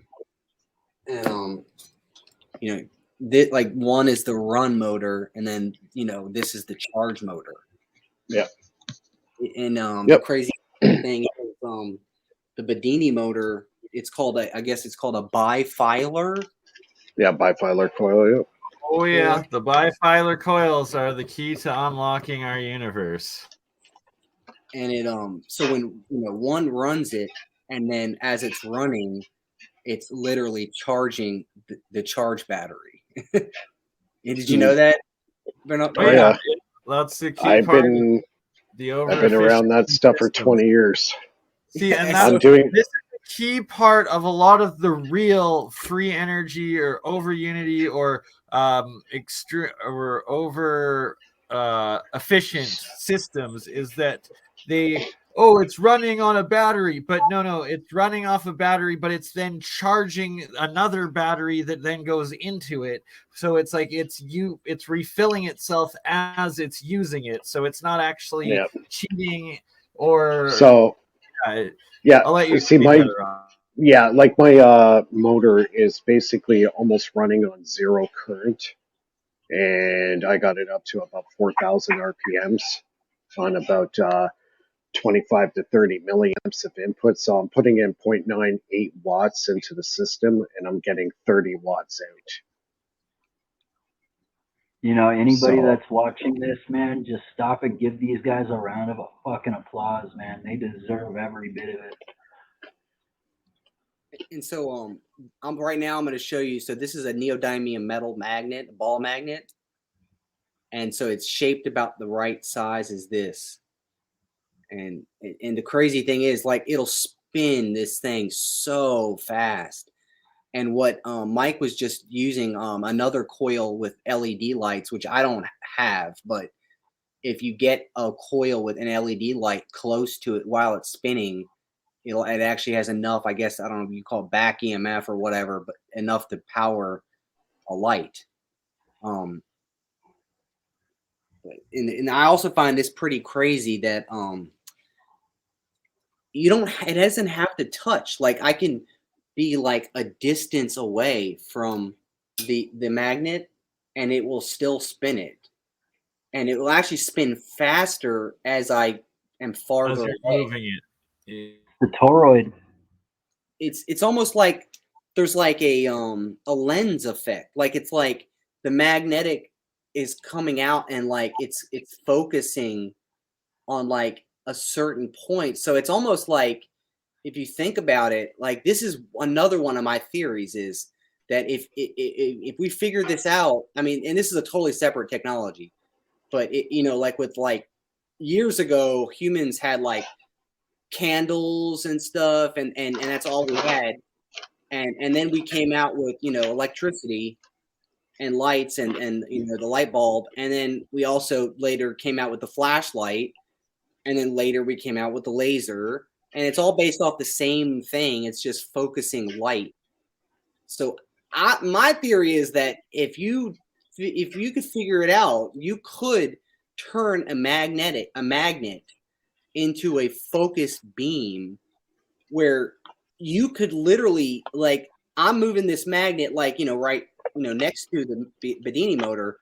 But I mean, if in theory, if this was like a laser, if you turn this into like a laser beam of magnetism, you could put this in California. A phaser beam.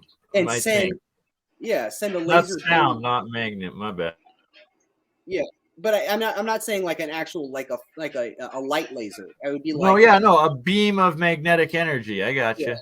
Which is like power. It's pretty crazy, because you'd be creating a locomotive. You'd be putting the input power here, and then you'd have a locomotive power train spinning physically somewhere else, which you could be getting the electricity from way over there. So that would be another way of sending electricity.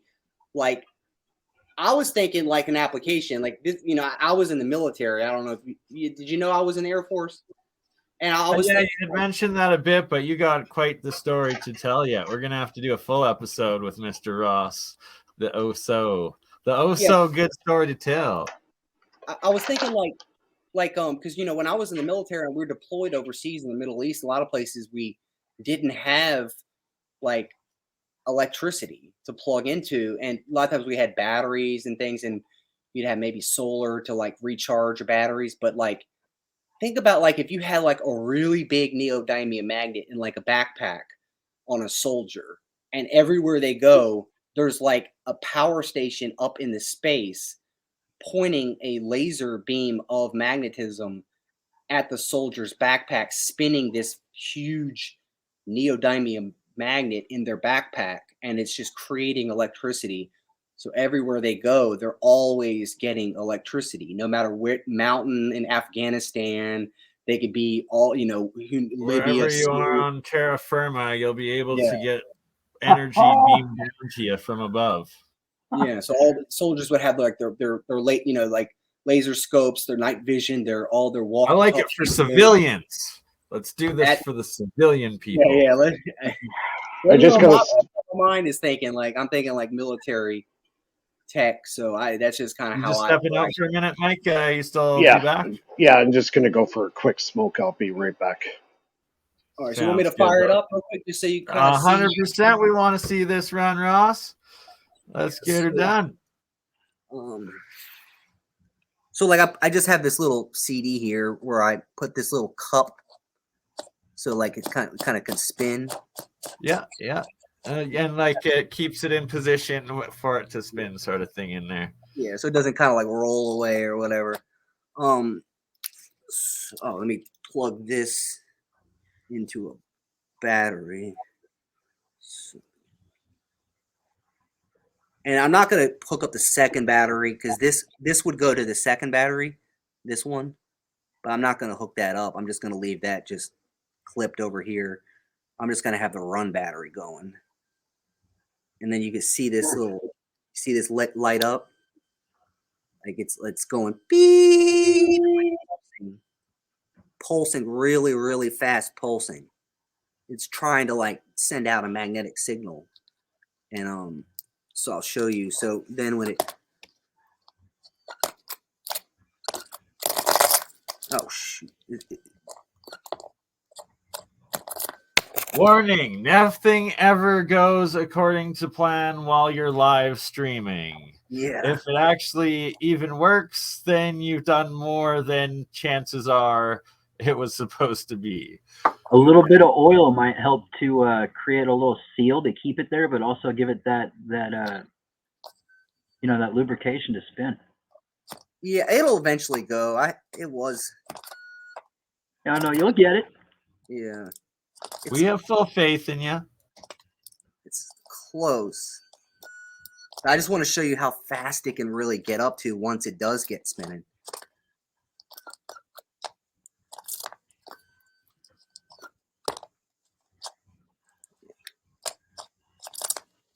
It keeps wanting to. Oh, I see it starting to go.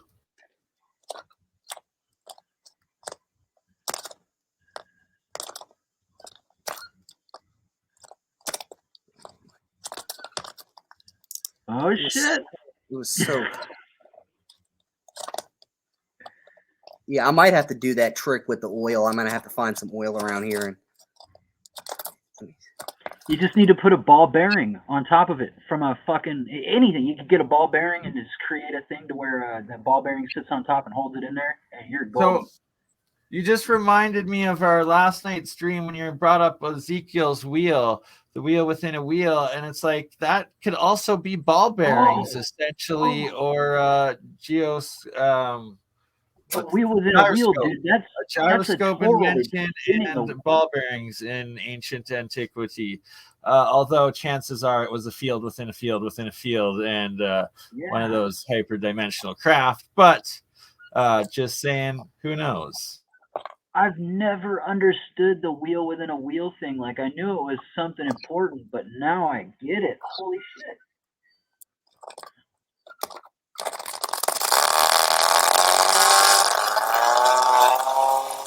There we go. You got it. We knew you would, Ross. We knew you had it in you.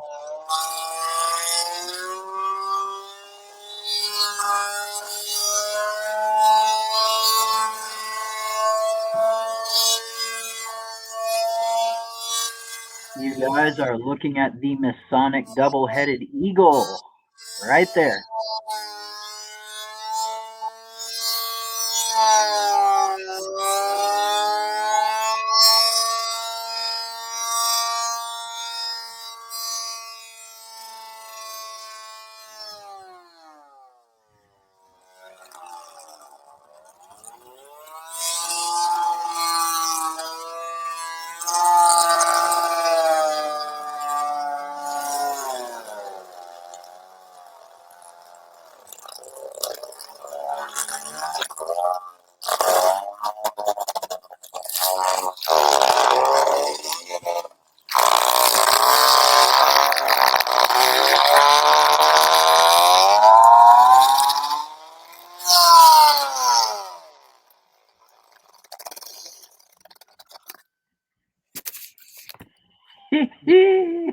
Kind of hear how fast it was going.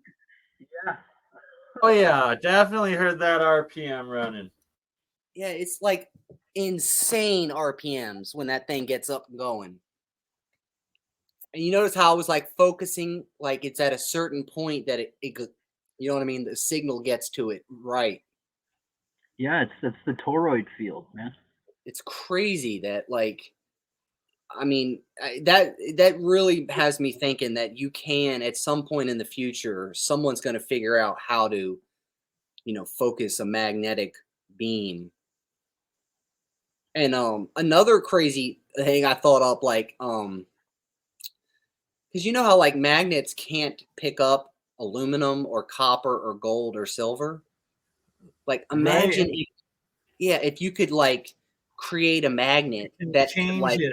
I actually have seen something exactly like you're talking about, and it's how it affects the piezoelectric within the material that makes these non-magnetic metals become attracted, like a monopole almost to them.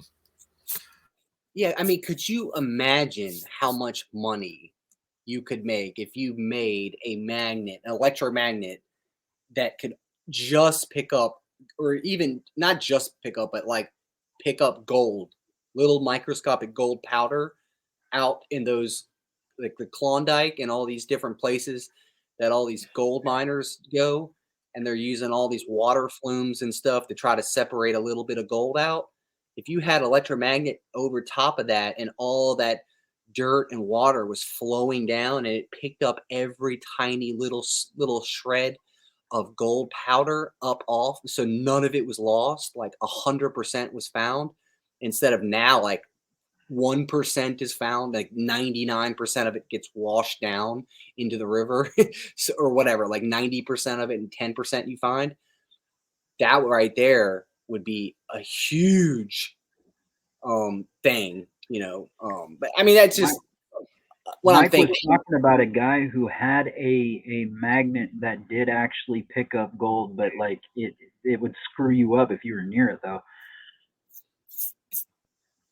Yeah, I mean, that would just like blow. I mean, that would right there would break people's ideas of, you know, theory, you know, conventional wisdoms and all this stuff. And I'll show you, because he was saying counter space, Mike. So I guarantee you, Mike must also be an avid watcher of the angry photographer on YouTube. Let me see. His name is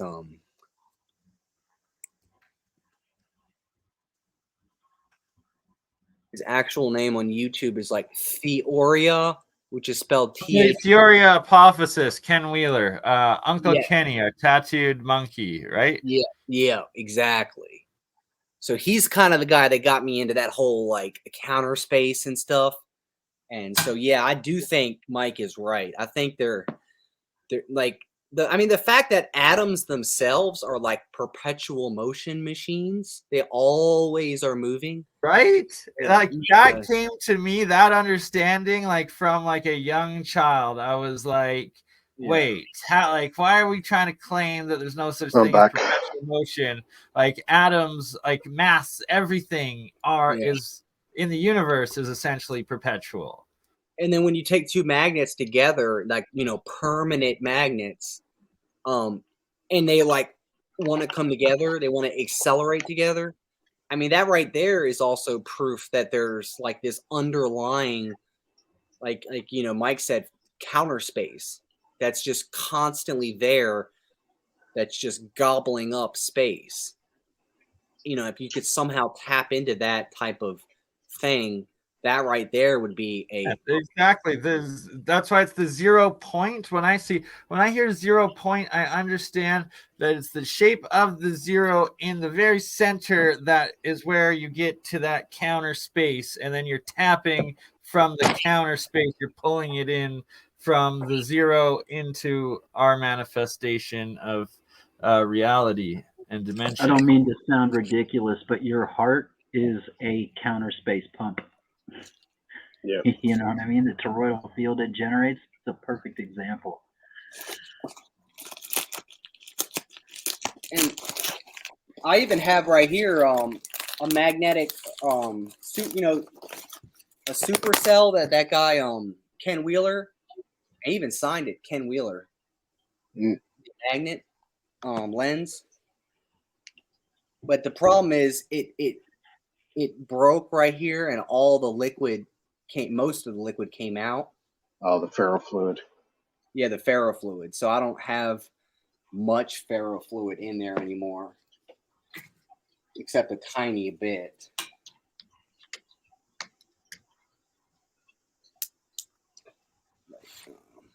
Like I have a little bit.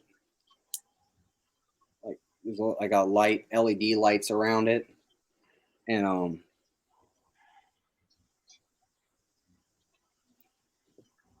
like you could probably see, well, I don't even know if you can see that or not, but I'm holding the magnet. It's probably too much light, right? Yeah, a little bit too much light to see the magnet. Yeah. Well. Okay. Yeah. There we go. The other side is all it's all wrapped in silver tape, so you'd only be able to see it from this side. But I think there's no way for you to see it. But the crazy thing is that with this supercell, like Ken Wheeler mentioned this to me, and I think he said it on one of his YouTube shows as well. But when you take two, well, actually, let me grab one. I have two magnets. Guys, I'm gonna have to take off for the night. It's 2 a.m. here. I've been on for almost 4 hours. Yeah, no doubt. And for anyone just tuning in, all 4 hours of this stream are available over on Tao of the Frankie channel.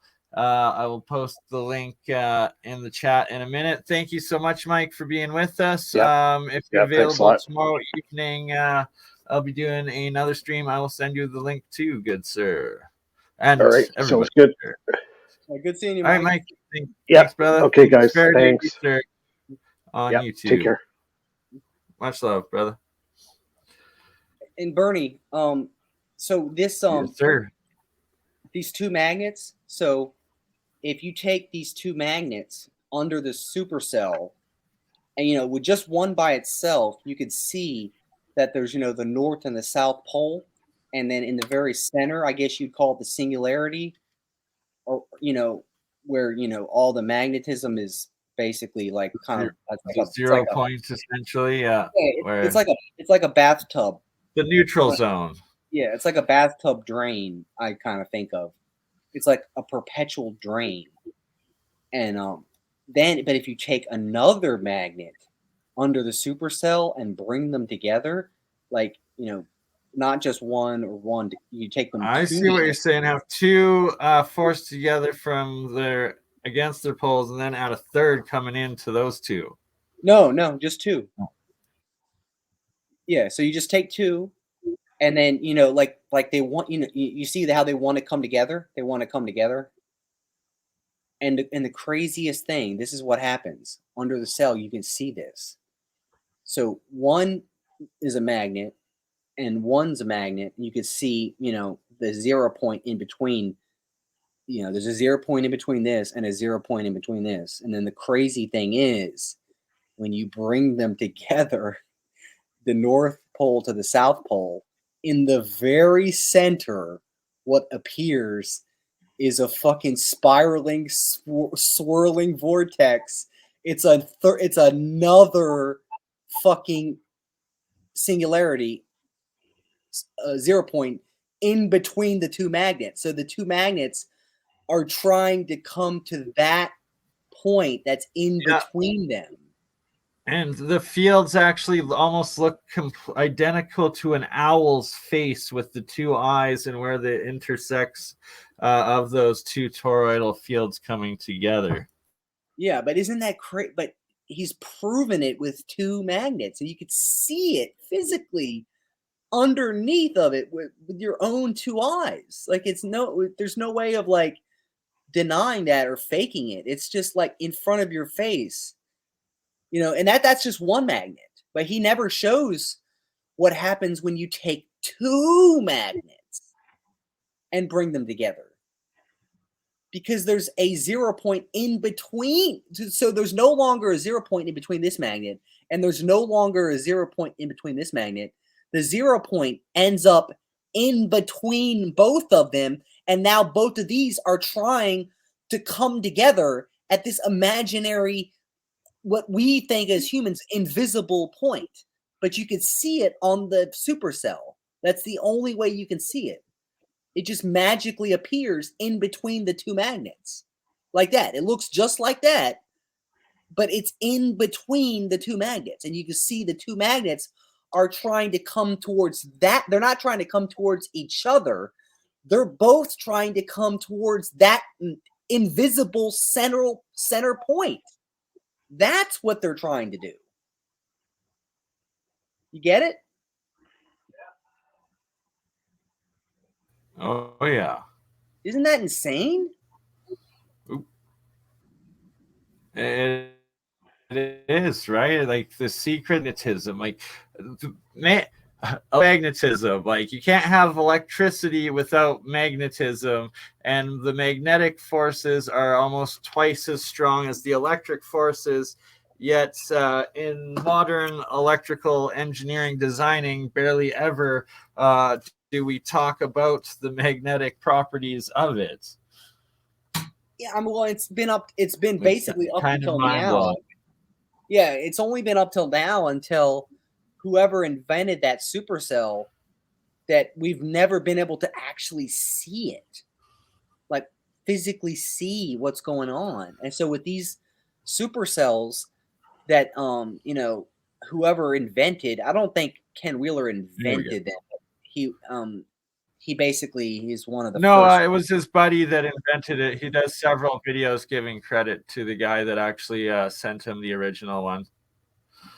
I mean, that toroid right there, that you know what I mean? Yellow and orange image of that toroid field almost brought me to fucking tears. That is the most beautiful fucking geometry that runs the universe. Everything. That is everything. You just saw it literally with everything. You just saw everything right there. And I'm going to show you something actually, Bernie. I'm going to hold my phone up to the screen and show you. You weren't on the stream with me and Jeremiah Pop, right? I had to right at the end there. I was there for a little bit, but then I had to leave. But yeah, I saw you were going into it. Yeah. So let me see. We're still here.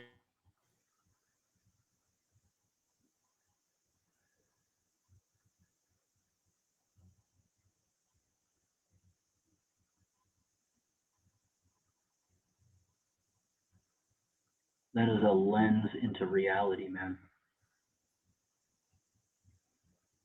Right, it's the shape of, it's the geometry of the universe and of all energy fields.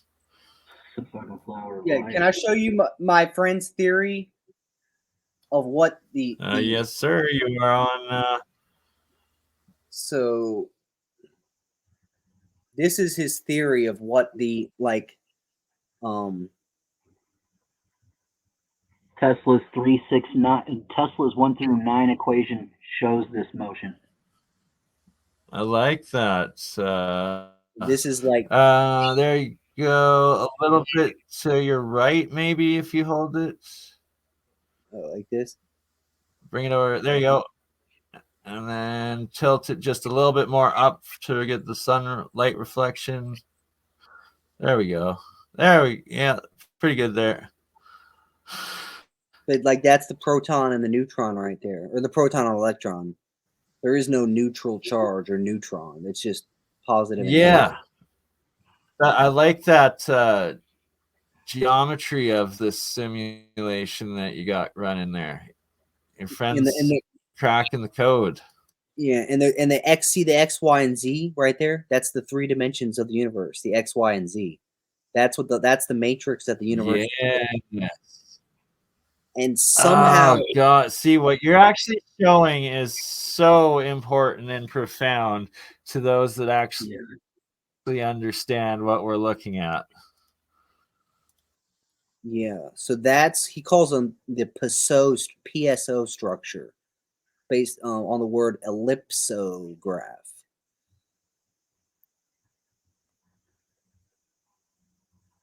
He calls this the fundamental particle or the singularity. Bernie, pull up Tesla's alternating W pyramid. Look at, you know what I'm talking about. Pull that up, man. Show them what, show people what he's showing here. Can Frankie pull it up? My computer's running a little slow with everything going.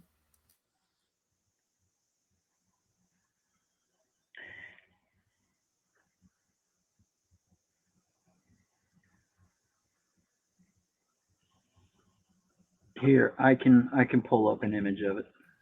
Sorry, I'm having computer problems. If you can pull it up, Ben, then I can show it or share it.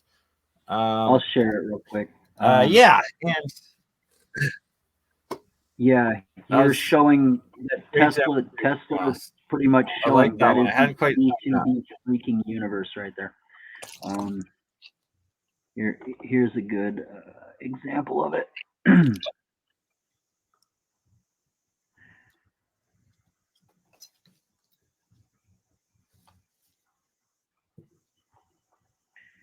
For anybody that hasn't seen Tesla's oh,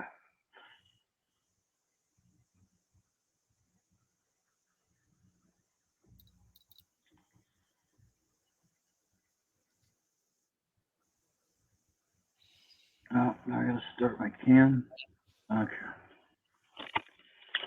Okay, this right here is what he was just showing in motion. And these poles reverse with each other, and it starts the cyclical motion of these. And they flow in between as these positive and negative keep bouncing off of each other. And that's that counter space that he was talking about. And it is just, probably only the most important thing ever, we'll ever understand in the universe, nothing much. Right? Like it's how it's actually like numbers working with themselves in the fundamental fabrics of space-time and matter. How the energy goes back and forth between them. That is thermodynamics within a polar structure, and that is the definition of infinite perpetual motion. Yes, YouTube froze a little bit there. Ross, did you have some more to show, my friends? more with Yeah, that. that was impressive, man. Or do you want to go talk about? You're muted, Ross. You gotta mute yourself. Oh yeah, I mean, I was like, he did make a great point. That I did see that picture before, and I actually didn't think about that. Yeah, I guess at that right moment, because it's like moving in and out, and at that right moment, that was like that Tesla picture is like a capture of that what's going on there, and it's all mathematically based on each other, and but the crazy thing is, like, I think this is more like what Walter Russell used to talk about, how it's called the absolutely. the cubic wave field of space.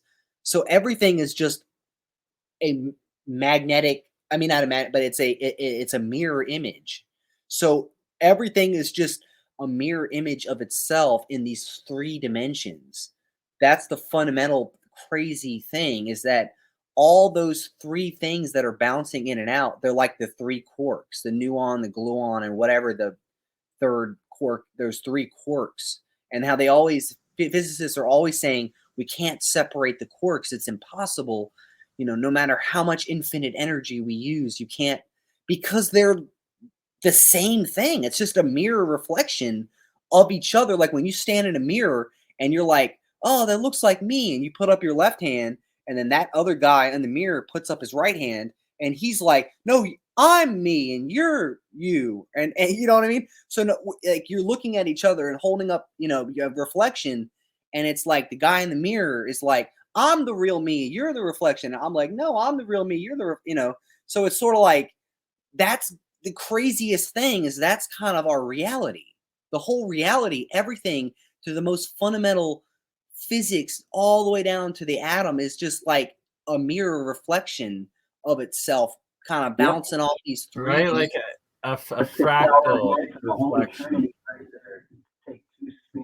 It's just crazy to think about that, you know? And if you really think about it, I mean, if you boil it all down, like, it's almost like this is how my brother was asking me, oh, well, you know, how is that possible? Like, you know, if you go through space, like, you know, something is such and such billions of miles away or whatever. But if you really think about it, down to the deepest level, God just made like one box. So we're all in this teeny box. And so there's nothing separating us. We're all together in this one box. So when you think you're looking across the universe like billions and billions of miles away, you're not. It's like you're right there. Like you could just, I mean, but you can't. Because you're part of the illusion too. You're part of the show.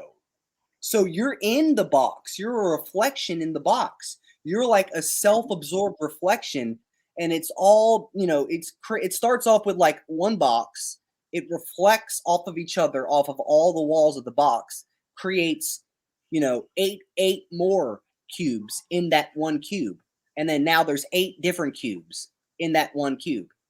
Or I mean 4 cubes in that one cube. And then those 4 cubes break down into 4 more cubes.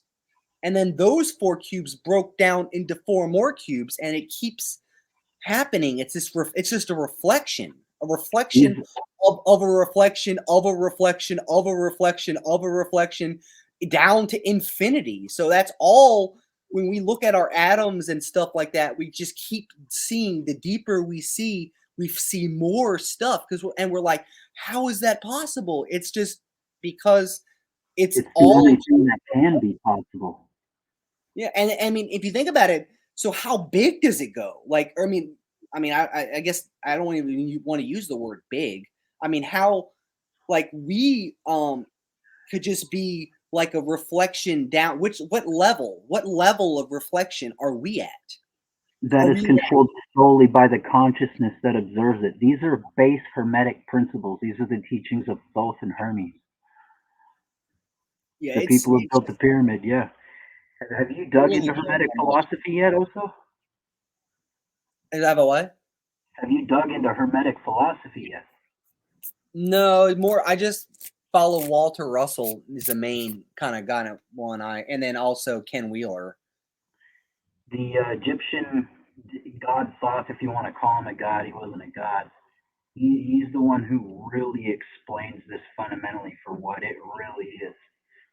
And I won't tell you like what's what or anything. I would just say that it's really worth digging into, because this is where you start to understand the nature of the fractal paradox and its divinity as it's held within consciousness.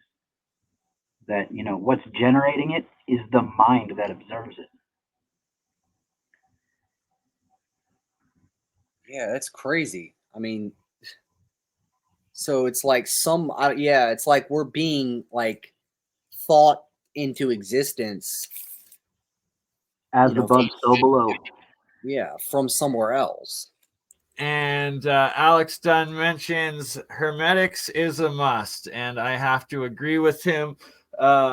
When I was first getting into alchemy, I was like looking just at the science side, but the deeper you go, the more you realize the metaphysical sciences are actually real sciences that apply to our multi-dimensional universe that we exist in. And the more you dig into it and make peace with it, the deeper or faster you connect to things.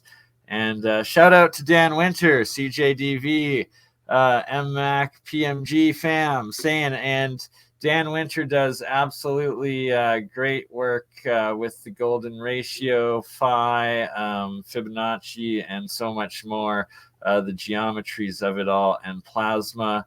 If you don't know who Dan Winter is, absolutely next level individual and research. And Bob Greenier actually just connected with him down in the US on his trip, and they recorded a video, and I'm going to have Bob Greenier on here in the next week, and he's going to be putting me in touch with Dan Winter, so hopefully we can have Dan Winters on the show sometime soon. Any thoughts? I did. I feel like I killed the energy. I feel like I spoke the word that killed the energy or something. I apologize. Walter Russell, though, if you want to go more into that, Ross, Walter Russell, like, for those who don't know, he was Nikola Tesla's, like, one of his best friends, fellow inventor. A lot of his research and experiments are still classified by either General Electrics or Westinghouse, I think it was, that he had, but he was doing transmutations, cold fusion, in plasma tubes, vacuum tubes, already 100 years ago. Yeah, and he basically he's the guy who figured out Neptunium, which was one of the atoms that they had, he theorized, but they finally found. He has an entire periodic table called the spiral periodic table, which is the more proper, more correct periodic table than what we have now, which is just doesn't make any sense. It just, you have to force yourself to remember. But when you look at like Walter Russell's spiral periodic table, it really makes sense, and it comes around, and a lot of the things line up, like it's a spiral, and then there's spokes to the spiral. So if uranium lines up to lead, I'm fucking sold. Yeah, I'm not really sure, but I would take a look. It probably does. I can't remember how they line up, but it's like they all just make so much better sense than like the stupid periodic table we use now.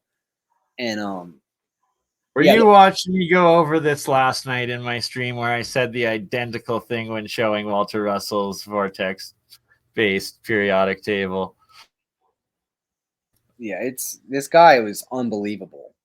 I mean, Walter Russell was, and a lot of them say that they had some type of like divine, like something happened to them, like, and they were able to like see the underlying structure of the universe somehow. And it's probably like all of us have that ability, but somehow some people, it just like somehow goes into their mind and they can see it for just a brief moment. And then it's sort of like for the rest of their life as a human being, they're trying to explain it the best they can.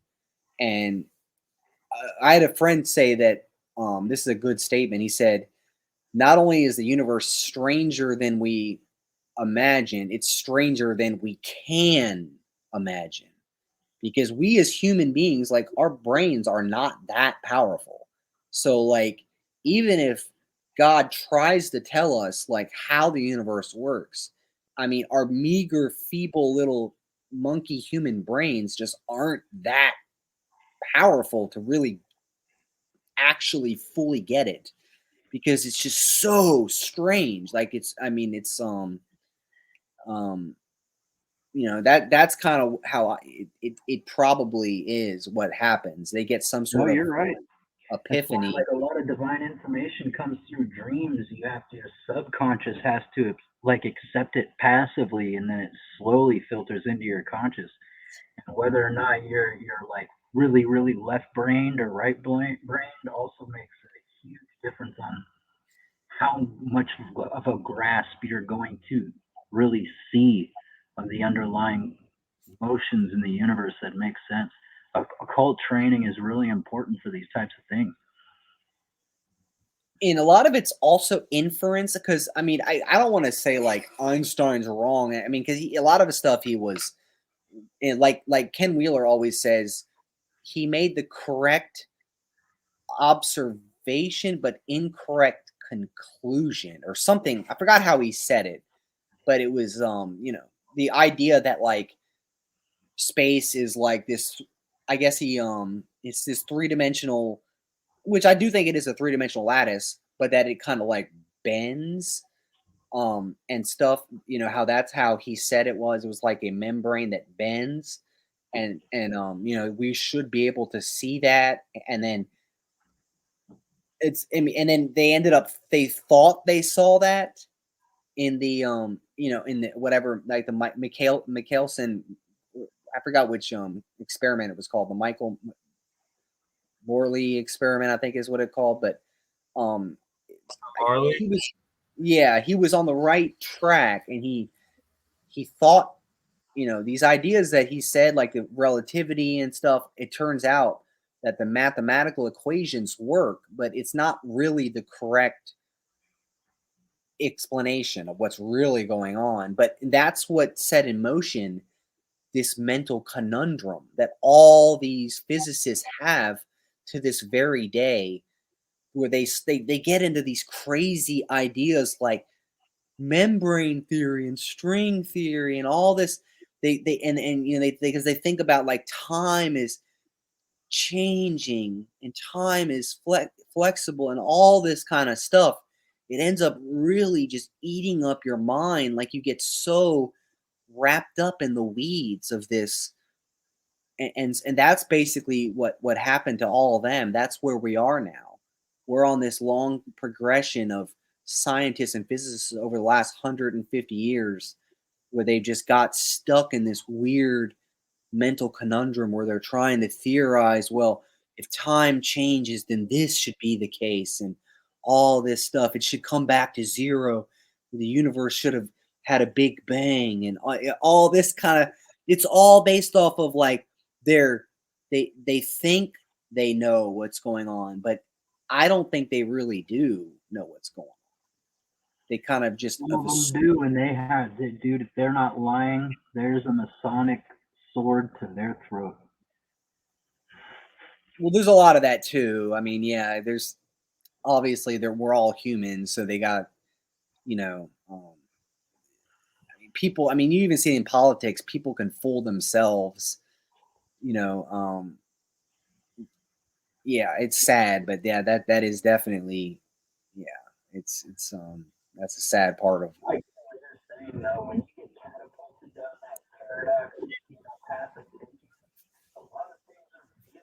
But what I was mainly saying is that Einstein himself, he didn't really like take a spaceship up and fly through space.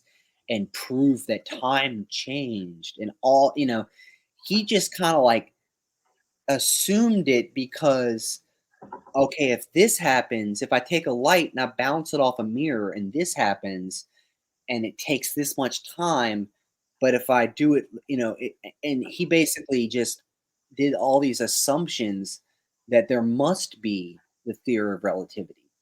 And that's just kind of the same thing. I think that like this other guy I showed on my phone where he came up with that theory of the ellipsograph structure, you know, he didn't actually ever see it.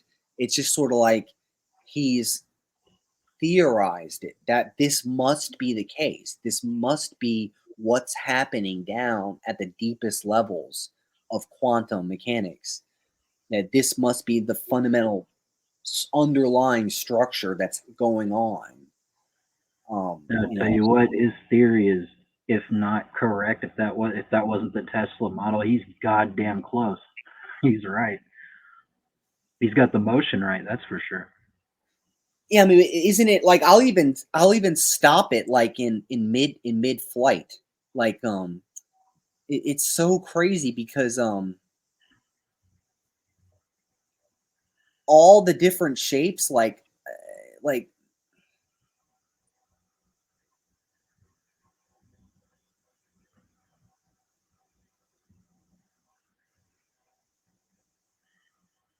that's like, let me see, that's one shape. And, you know, and then I'll pause it for a second, and then that's another shape. See, I paused it, and then I'll start it again, and then that's another shape. It'll be another shape now, and then I'll start it again, and it's like all this. I've seen all these shapes before, and you know, it's just unbelievable. Like there's like the perfect triangle in the middle, and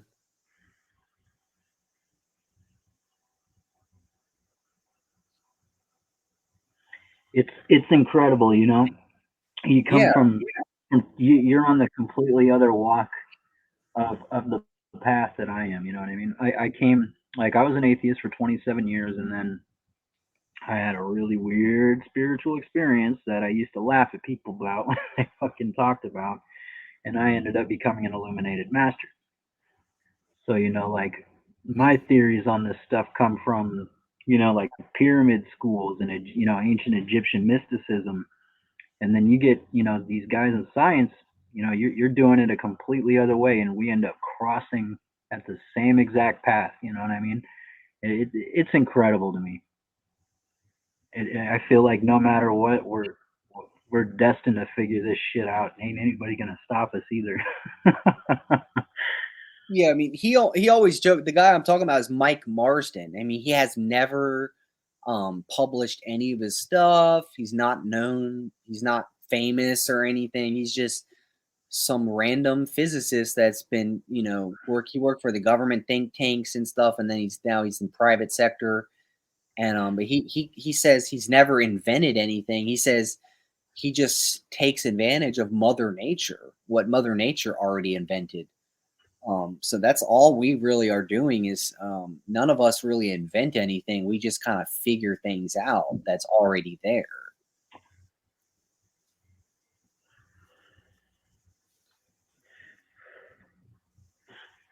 Yeah, it is astounding. Yeah, definitely. I love that you brought that aspect up, Ross, because I literally say the same thing with all of my stuff. Like, I don't say, oh, I've discovered all of this alchemy stuff. No, I say rediscovering alchemy, rediscovering the secrets of the universe, because the secrets of the universe are that they're universal. They've always been here. They always will be here.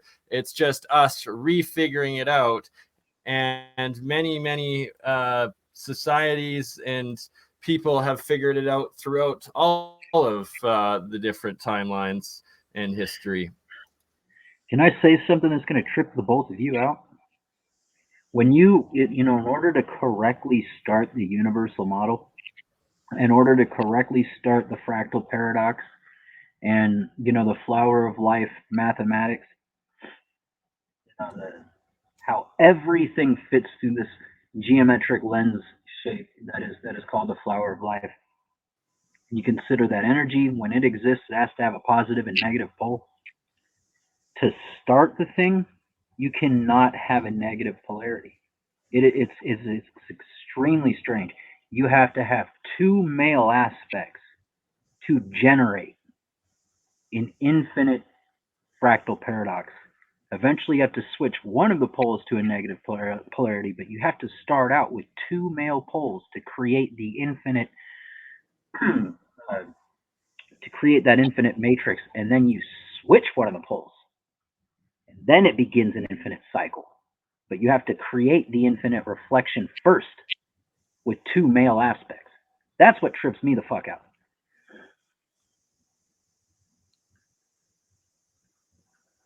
And it's sort of like now that you say that, I'm like, what, maybe the two males were reflections of each other in the first place too. Yeah. that kind of like makes me think that now too. It's kind of weird. Well, when you dig into the teachings of Thoth and the teachings of Ra and stuff like that, they tell you that there was a universe that was created before this universe, and it did not have a female aspect, and it was in fact in an infinite. Nothing in it was destroyed, but over eons and eons and eons of time, it did decay and intermingle so much that it was garbage. And then that was scrapped, and then this female aspect was added into it to add the aspect of Shiva to keep a constant cycle of destruction and renewal. And it's interesting. It makes me think this is not the official belief of this channel, and also probably why Ben doesn't have a girlfriend if you don't have a girlfriend. Just kidding. Hey, I'll have you know, I'm talking to a woman who completely agrees with me on these things. That's definitely a keeper right there. Yeah, no, she's amazing. She's awesome. No, I've been choicefully celibate for 10 years. You know what I mean? I try and stay on that narrow path. You know. No, it's very interesting, and then you end up finding, these Masons who are running the planet. That's a boys' club.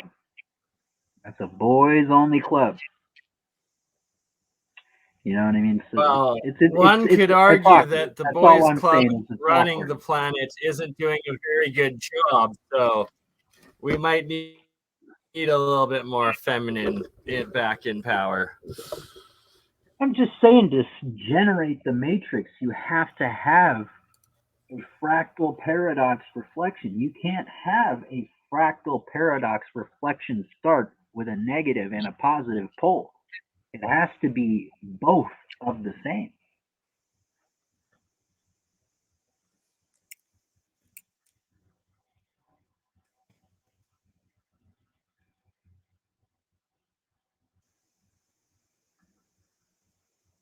This stream just passed the 4 hours and 20-minute mark. That's 420, everyone. Yeah, I just found a picture of that guy, the guy's because remember I just showed you that video of that guy's theory of his ellipso structure. So I found another picture that he made that actually it's crazy. It does look just like that picture of the Ened of Heliopolis that you were just talking about. Yeah, the vortex-based W math one. Yeah, what's his name go? Can you show it on screen? Or yeah, what's his name go? Can you show that on screen? Yeah, I'll do it. Mike had to take off. Oh, Frankie's walking his dog quickly. Okay, let me show you. I gotta.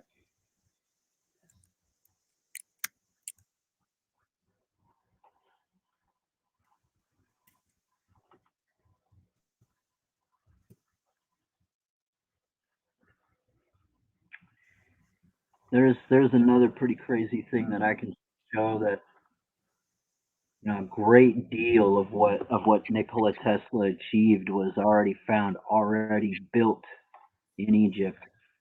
Its geometry already existed, and that he was taking these concepts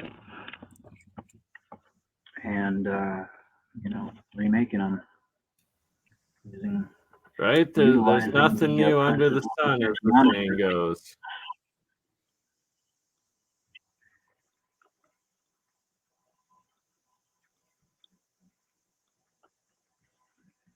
Right there, and this is what I'm talking about right here. Like, this explains these little particles right here. This is the cell division process of conception for human beings. And it does take on the flower of life process, and it does start with one sphere, then two spheres, and when you merge them together, they start a mirror replication process, and they do have to be at a male polarity at the very beginning to start the fractal paradox off. But once it exists, then the female or the negative polarity is a constant within it. And that just never ceases to trip me out how that works. But yeah, let me, the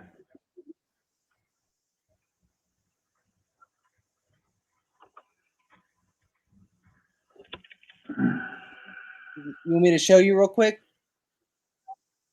Oh yeah, Ross, hit the share screen, brother. Oh, you're gonna pull it. You can pull things up on your computer at the bottom if you hit present, and then I can share it for you. Or if you want on the phone, then I'll just enlarge your screen. I'll just show it on my phone. So let me turn off this light in front of me. Actually, while this is going on, I'm going to draw a little illustration. So, who was just It's Ben talking, Master Song FRC. That's also talking right now. And what was it, Aberton Let's salad or what? Is he? You're the one? Yeah, Frankie.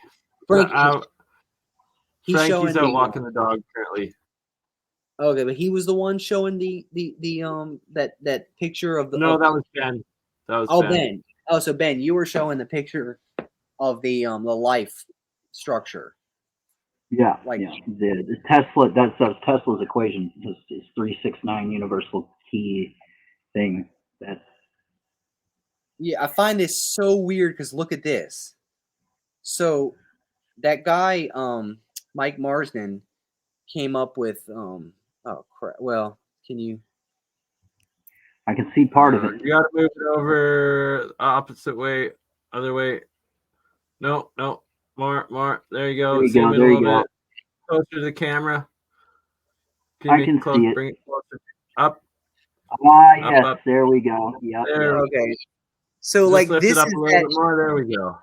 This is that structure. But look how close. Look at that right angle, at that perfect angle. You can see it just happens to look like what you just showed, which was that. Yep. It's like it's literally the same thing. I'm going to tell you that is a two-dimensional representation of what is at the center of a continual exchange of a figure 8 cross. It is the Ouroboros cross. So it has like a large figure 8 section and a small figure 8 section that runs on the horizontal of it. And this is where you get the universal toroidal pattern. Tesla really does try to show you the alternation of it, and that does have like colors and components of it that do switch around from point to point in it, but it shows you like this is how the universe is infinitely generated, and it's just like a two-dimensional slice of what is at the center of, I mean, it's directly like smack in the center of the left negative pole of it and the right positive pole of it, if you were to take those geometries and stretch them out, you would see the working universal model in it. I mean, Tesla shows it to us, you know, plain and simple. And thank God for that, because, I mean, you know. I just still can't get over how crazy it is that it's like the same exact thing as that. It's literally the same thing. Hold on, let me pull up an image.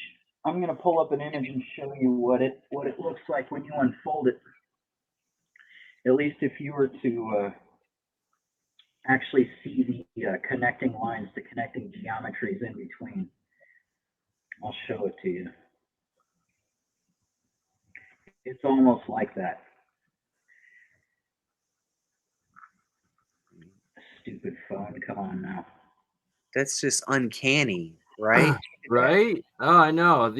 It's these key geometry intersecting points that it's the universal structure of how energy moves and intersects between dimensions and between physicality and the energy realms and dimensions. It's just every damn thing that there is. When you take this geometry and you unfold it, if you were to take the cross sections or lines of where this rotation would meet, this is what it looks like. And you can see this is in Tesla's model. You see that M shape? That's that W flipped around. You know what I mean? And in the center of it, if you look in the like middle cross section right there, you can see you get that figure 8. You get the Ouroboros cross out of the geometry. My phone isn't really showing that well of it, but it's in there. And this is what happens when you basically take two dodecahedrons and you mirror their geometries off of each other. And if you connect the lines, this is what you get. And this is basically like a geometric permutation of what Tesla's model shows you. Like if you were to let that thing run and if you followed those strings back and forth as they moved, this is the shape you're getting. It even shows you here, it's, damn it, those are the directional lines from it moving left to right. And I don't know, I'm just going to throw this out there for you guys. Let's see if that gets anybody in a tender spot. That says Elixir Vitality right there. Yeah, and like you said, right, that's just basically like a quick two-dimensional slice of it. You know what I mean? Like it's just like a quick snapshot of something that's actively happening. Yep. It would appear as a figure 8 cross in its motion. That it's showing what is at the very center of these two things exchanging from left to right. And that is an infinitely moving matrix. It does not stop. And believe it or not, this is the alchemical soup of the universe. Everything that's fucking generated anywhere comes from these equations. You take the flower of life, you take that dodecahedron, where does it sit? Right in the damn center of it, right there. Isn't it beautiful? I think it's beautiful. It's the most damn beautiful thing I've ever seen, to be honest. Here we go. Here is a representation of the paradox between the two of them from a different point of view. You want to know what a DNA lattice really looks like? This is what a DNA lattice really looks like. Your DNA is actually in a dodecahedron shape. And when you look at the most fundamental image of Hermetic alchemy. He tries to show you the two human beings in the center. When you realize that at their physical core, they are constructed of a dodecahedron DNA chain, and you realize what this really shows you. Singularity 1, third dimensional, energy-based dimensional space, 12 to 7 dimensions. The square, 6 to 1 dimensions. Then you have the other singularity state. Sun, 7 to 12, 6 to 1, aspect of Shiva, and a dodecahedron that stretches all the way in between from top to bottom. It is the cycle of life in the universe.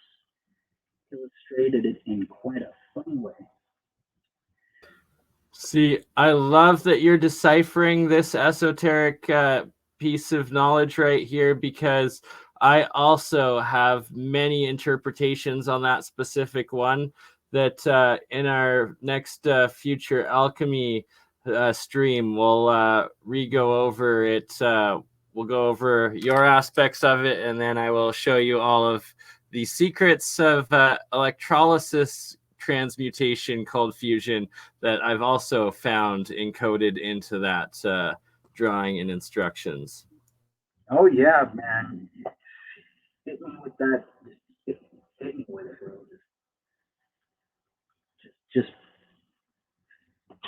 Just hit me with that stuff. But what I was saying about, like how the universe is generated by two positive poles, you know what I mean? This is what the Egyptian creation myth tells us. I can barely hear you right now, Ben. Okay, Amun creates the first circle, and as there's nothing to, measure it against, nothing for it to, react force against, it's essentially inert in a vacuum. It is pretty much freaking worthless. Creates a second one. It's worthless too. It doesn't do much. But when you merge the two together, that's when you get the image of two mirrors facing each other, and you get the infinite paradox. And this right here is what is behind the symbolism of the all-seeing eye, folks. Okay? That is the Holy Trinity. Ben, you're too far away from your microphone again. We can't hear you. And Simon is stating we need to get you a headset for the next stream, so there's a stable distance, so the sound's better. But my bad. Yeah, I mysterious. Yeah, and you're missing there. There, we can almost see it in focus. Okay. So maybe if you put a light on, shine a light onto it.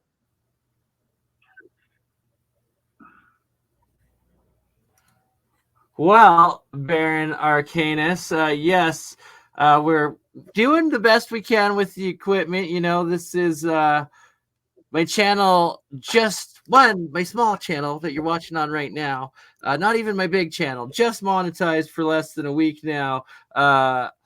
Got no income coming in as of now. Working on getting sponsorships, but trying to upgrade. So, hey, doing fundraising right now, currently short $100 to $150 still needed in my PayPal to be able to purchase the new laptop that I'm looking at getting, to be able to upgrade the streaming quality, as well as finally do video editing so I can actually edit videos and get you that great best quality. So if you people, beautiful souls out there watching, would like to upgrade these streams from being ghetto faux show into a real show, feel free to donate. The links are in the description. He deserves those donations, guys. Hold on, I have an image that better explains what I was talking about here. If you write a fundraiser poem, Baron, I will 100% read it and put it into my fundraising video, and I bet you it will make a difference. At least you'll warm my heart. Okay. I don't know how well you guys can see this. And I know it's sideways, okay? I know it's very sideways. But you see up here, you have that same hermetic symbol. The triangle, the square, and the two circles. And the 11 dimensions between the two polar aspects of the singularity. And this is where you understand where do, re, mi, fa, sol, la, ti, do comes from. The does are the two polar aspects of the universe, the aspect of the sun and the aspect of Shiva. So there we have the complete cycle of construction and creation. I mean, destruction and creation. And you have the dimensions, which represent the oscillation in between. The higher dimensions do not have solidarity. What they have is energy, geometry, and vibration. And I don't know if any of you have done like any significant astral projection work before, but when you try to astral project high enough, you encounter a triangular gate that you are unable to get through. So when you're looking at the Hermetic alchemy symbol, it's trying to show you, just like in Tesla's symbol, a flat two-dimensional representation of a three-dimensional structure, which is the working model of the universe. And where is the flower of life geometry? God damn it.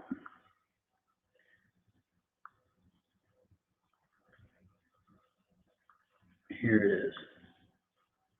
Another weird thing I'll throw in there, which I try not to venture too much down that path, but when you see the flower of life, so this is that model, when you start overlapping those spheres, and inside of this geometry, every single geometry in the universe fits into this shape. Dodecahedrons, icosahedrons, tetrahedrons, every goddamn type of hedron fits into this shape. This is literally the lens that reality is generated into. And for any of you mystics in here that have heard, our God is the only principle, that there's nothing other than that, even what you would consider evil is only the inverse of that, intention or energy that is put forth by him. I can personally verify that when you take this eye shape that happens when you merge two spheres, it's called the Vesica Pisces. When you're summoning a demonic entity, it is done through the inverse of that eye shape, or what you would think of as a Maltese cross, a Templar cross. And that is just, it's really fascinating in itself to me. That's what I was drawing down here at the bottom here. Is if you take that eye shape and you create the inverse image of it, you get the Maltese cross. And this is what you can really fuck yourself over, summoning entities with shapes like this.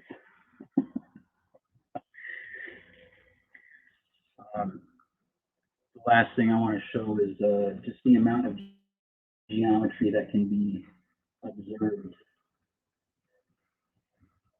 in a single microscopic slice of material is just utterly, just devastatingly beautiful. Inside of this, you have the rose, the Rosicrucians, the Rose Cross. There's several different corporate logos I can pull out of this structure, and of course, you already see the Star of David in there. But it proves this type of matrix fractal reality theory that there is. I mean, once you start digging deep enough, you can't escape it. You can't get around it. Ben, getting a lot of comments that it's really hard to hear you, my friend. Is there any way you can move? I'll be quiet. You guys can talk. No, don't be quiet. Just speak louder and get closer to the mic. It's not that I'm far away or closer to the mic. I think it's just like the angle of which I'm hitting it. I don't know. I've also been at this for 5 hours, so no doubt, right? We have. Where is Frankie? I should give Frankie a call here, get him back on, because yes, it is getting kind of late. Probably wrap things up here pretty quick. It'll go for another 15 minutes. We'll make it to the full 5-hour mark, and we'll shut it down. Ross, brother, do you want to quickly just give us a quick rundown of your history, like with the Air Force and was it the Fed or the SEC? Where did you say you were working in Washington as well? Give us a little description for what everybody can expect in the full interview we're going to do together in an upcoming episode. Yeah, but just so you know, I can't really go too much into stuff at the Federal. It was the Federal Reserve, the headquarters. Yeah, just like exactly. Only what you are allowed to say. Don't definitely never ever risk breaking any NDAs or anything like that through your military career or at. God damn it! Why can't I remember? You literally just said where you worked. The where? Yeah, the Federal Reserve. No, the Federal Reserve. Yeah, the Fed. Yeah. I mean, so like back in '99, Isn't that in Puerto Rico? No. The Federal Reserve is the nation's central bank. Well, yeah, their headquarters is in the Caribbean. Like their actual building where things are really run is in the Caribbean. No, the headquarters, because I didn't work at the bank, because you got to remember it's the bank is separate from the headquarters. Okay. Yeah, the headquarters is called the Board of Governors of the Federal Reserve System, and that's where like the chairman is, and then they have the Federal Open Market Committees, and they raise and lower the interest rates and stuff, and that's where recently they've been. Jerome Powell has been trying to raise interest rates, to try to stop inflation or bring inflation down or whatever. So, that's sort of like the regulatory body over the Federal Reserve. But like the weird thing is, like when I worked there, like we didn't really know shit about what's going on at the Federal Reserve Bank. There's 12 banks and there's 12 regions. And so they're actually private. They're not federal.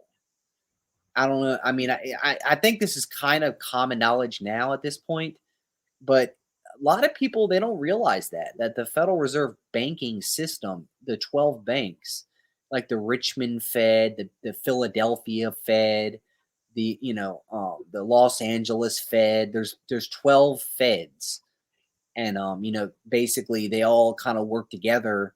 And they have member banks and and they also work with the FDIC. And so it's kind of like a big shuffle around where the government really benefits by having this set up so that, because now, that the dollar is not backed by gold anymore. They stopped that in 1971. I don't know if you even knew that, Bernie. Yeah, what really puts a value behind the dollar is your social security number. We've been taking loans out on China on the amount of tax revenue that each human being born with a birth certificate in America is supposed to allegedly generate in tax revenue over their lifetime. We've been taking loans out on people. Yeah, I mean that's essentially. I mean they would never say it that way, and they would never. They would never word it that way or write it that way, but essentially that basically is correct, because if you think about it, like they don't actually have to get tax revenue, obviously, because they can create the currency out of thin air now. So I mean, in theory, they could just pay for everything with just creating currency. But obviously, like we're seeing now with inflation, if you do that, if you create too much currency, it ends up causing a lot of inflation and pissing off a lot of us regular people. You know, because we have, because we have. I mean, the rich people like inflation because they'll take out loans, like billions of dollars of loans, and you know, then they later on they repay their loans in these cheap dollars, right? You know what I mean? And so they got to borrow it back when $1 billion could buy like anything, and now they pay it back. $1 billion won't buy you any shit, you know. So the rich people, they like inflation, but the rest of us, I guess, you know, but we're also voters, so they kind of like they have to kind of not piss us all off at the same time. Or we'll all vote like ooga booga, we're gonna vote for whatever data, you know. So they want to kind of like not have too much inflation. But yeah, so like the only reason they actually do tax is like you're saying, is so that the foreign creditors will continue to buy U.S. Treasury bonds. You know, obviously they want to drum up money from foreign investors, and that's exactly the way they do it. They say, look at how many American citizens, you know, i.e. social security numbers, we have in our books that are supposed to pay such and such amount of taxes over such and such amount of years. So that's that right there it's the promise of future taxation is what the bonds the promise of the Chinese coming over here and using FEMA camps and freaking American slavery is what that is. When you bring that to its conclusion. I hope not. But yeah, so I worked there at the Federal Reserve, you know, so I can't go into like too many specifics, but yeah, that was a crazy, wild experience, man. I was there. Have you heard of Alan Greenspan? You probably must have heard about him. Yeah, used to be the head of the Fed for a long time. Yeah, so I was there during his time while Alan Greenspan was there. And then Ben Bernanke, after Greenspan came in, Ben Bernanke. And then shortly thereafter, I left the Fed and I went to the TSA after that. So I switched government agencies over to the TSA under the Department of Homeland Security.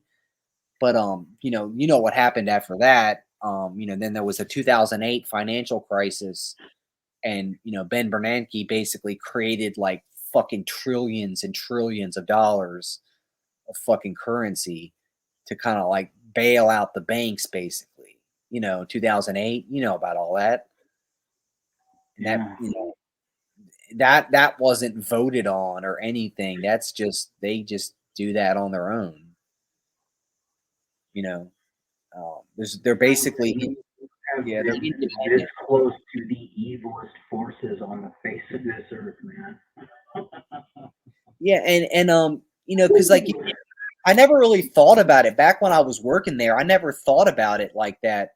But like, if you give like an entity power over like the creation of money itself, it's like God. You're talking about God power right there, especially if it's the U.S. dollar, because the U.S. dollar is like just so fucking powerful around the entire. Everybody's obsessed with the U.S. dollars. I mean, you look at the average anybody, they just want stacks of $100 bills. They need money, right? You know, I mean, and even me, I need, you know, I'm not immune. I have to like pay for this place and pay for, you know, clothes and food and my car, and you know, it's just they got us all in this game, and it's like this survival, and you know, and they control it at the source.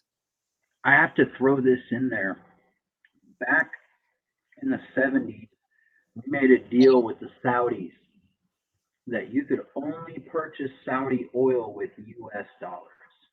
Yes. And that made the U.S. dollar the world reserve currency, because no fucking country in the world, no matter how small and dinky they were, could run that created the petroleum dollar. Light You got bulb it. without a U.S. dollar, because all the oil was coming from the United Arab Emirates.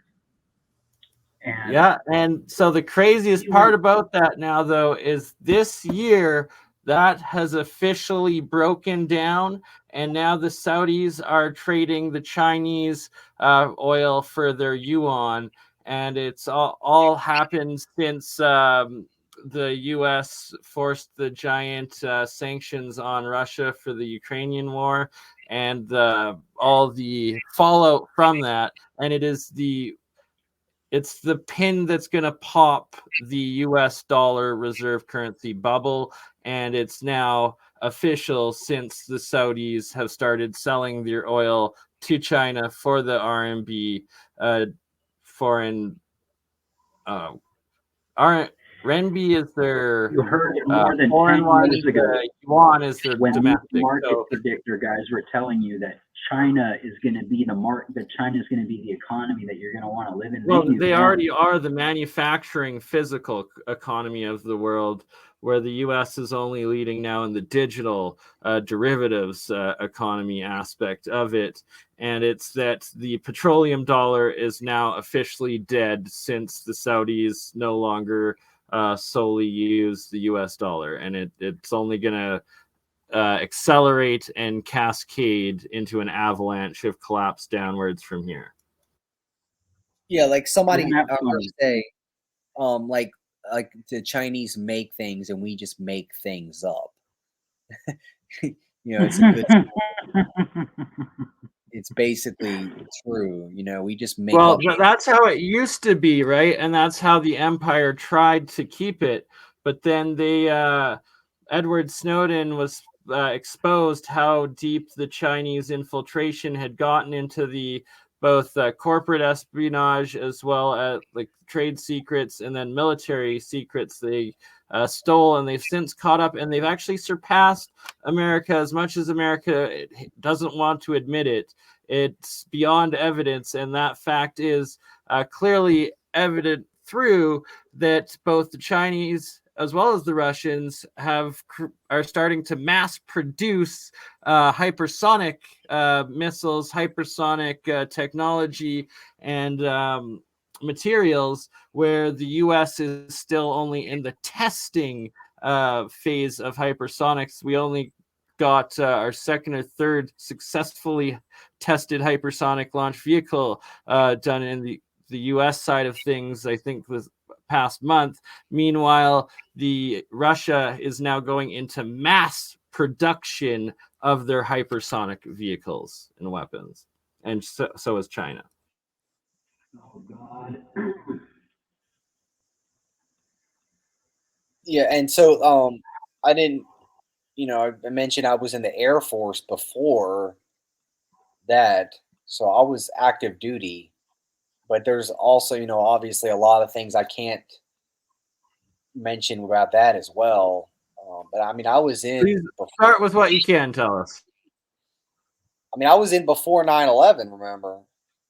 So, I mean, I was there during when 9/11 kicked off. And I mean, in this, the East Coast area where all this kicked off. So I'm not going to go into that. I'm not going to really say anything I saw with that, but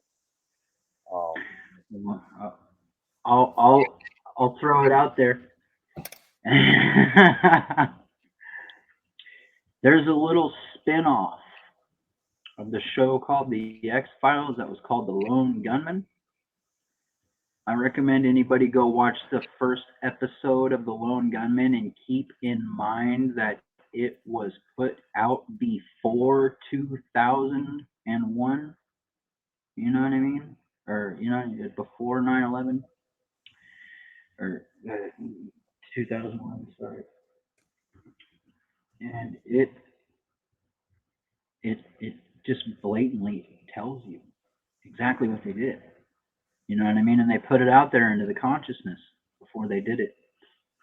And the first episode of The Lone Gunman, it basically shows that these members of, bloodline assholes who owned, a bunch of weapons companies that worked in the government and worked in banking and insurance, that they took a remote controlled plane and slammed it into the Twin Towers to start a freaking war to go just trample and destabilize the Middle East to create a war economy that would stretch on for 20, 30 years. And it was like George Bush and Rockefeller having a conversation. They said, well, when all you have is a hammer, every problem has to look like a nail, doesn't it? You know, and it's just what they did, and you know, all the occult numerology and symbolism to it. You know, when you dig deep enough into it, you know enough about the occult, study the occult enough. It's like there's no question of what the hell that was. Man, I'll leave it at that. You know. Oh wow, I'm reading it right now. Act 4. Yeah, it's called The Pilot. Once aboard the plane, planned to crash. Oh yeah, like this was like actually. I'm glad you brought that up, Ben, because it's like actually a huge piece of evidence people use against 9/11 of it being premeditated, and like the hidden in plain sight was like it was pretty much the script for 9/11 was this first pilot episode of this show, and then it played, and then 9/11 immediately there happened, and the show got canceled and it got covered up, and it was like, Yeah, so that's why they don't want people to see this, because they don't want to have anybody to have any extra credibility to say, well, yeah, I can see that. It also serves to validate the amount of power in, you know what I mean, just the massive dick they wield over us, man. You don't stop these guys. They work for the prince and king of this world, man. It is kind of scary that, like, I mean, just look, even just like, whether you like Trump or not, I mean, just look at what they were able to do with him. I mean, the actual president, and like, and like, I mean, I knew it was all bullshit, and like, he wasn't that bad. Like, you didn't have to be that scared of him. But I know friends that were just traumatized for 4 years. They were obsessed with getting rid of Trump because they're just so unbelievably brainwashed. And it's like, they really do have this unbelievable control over people's minds. They really do.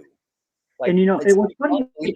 Every single one of those idiots knows that the bad guys are in control, and it's just like when the bad guys really hate someone, that's when you should be cheering them on. You know what I mean? And even they couldn't see that.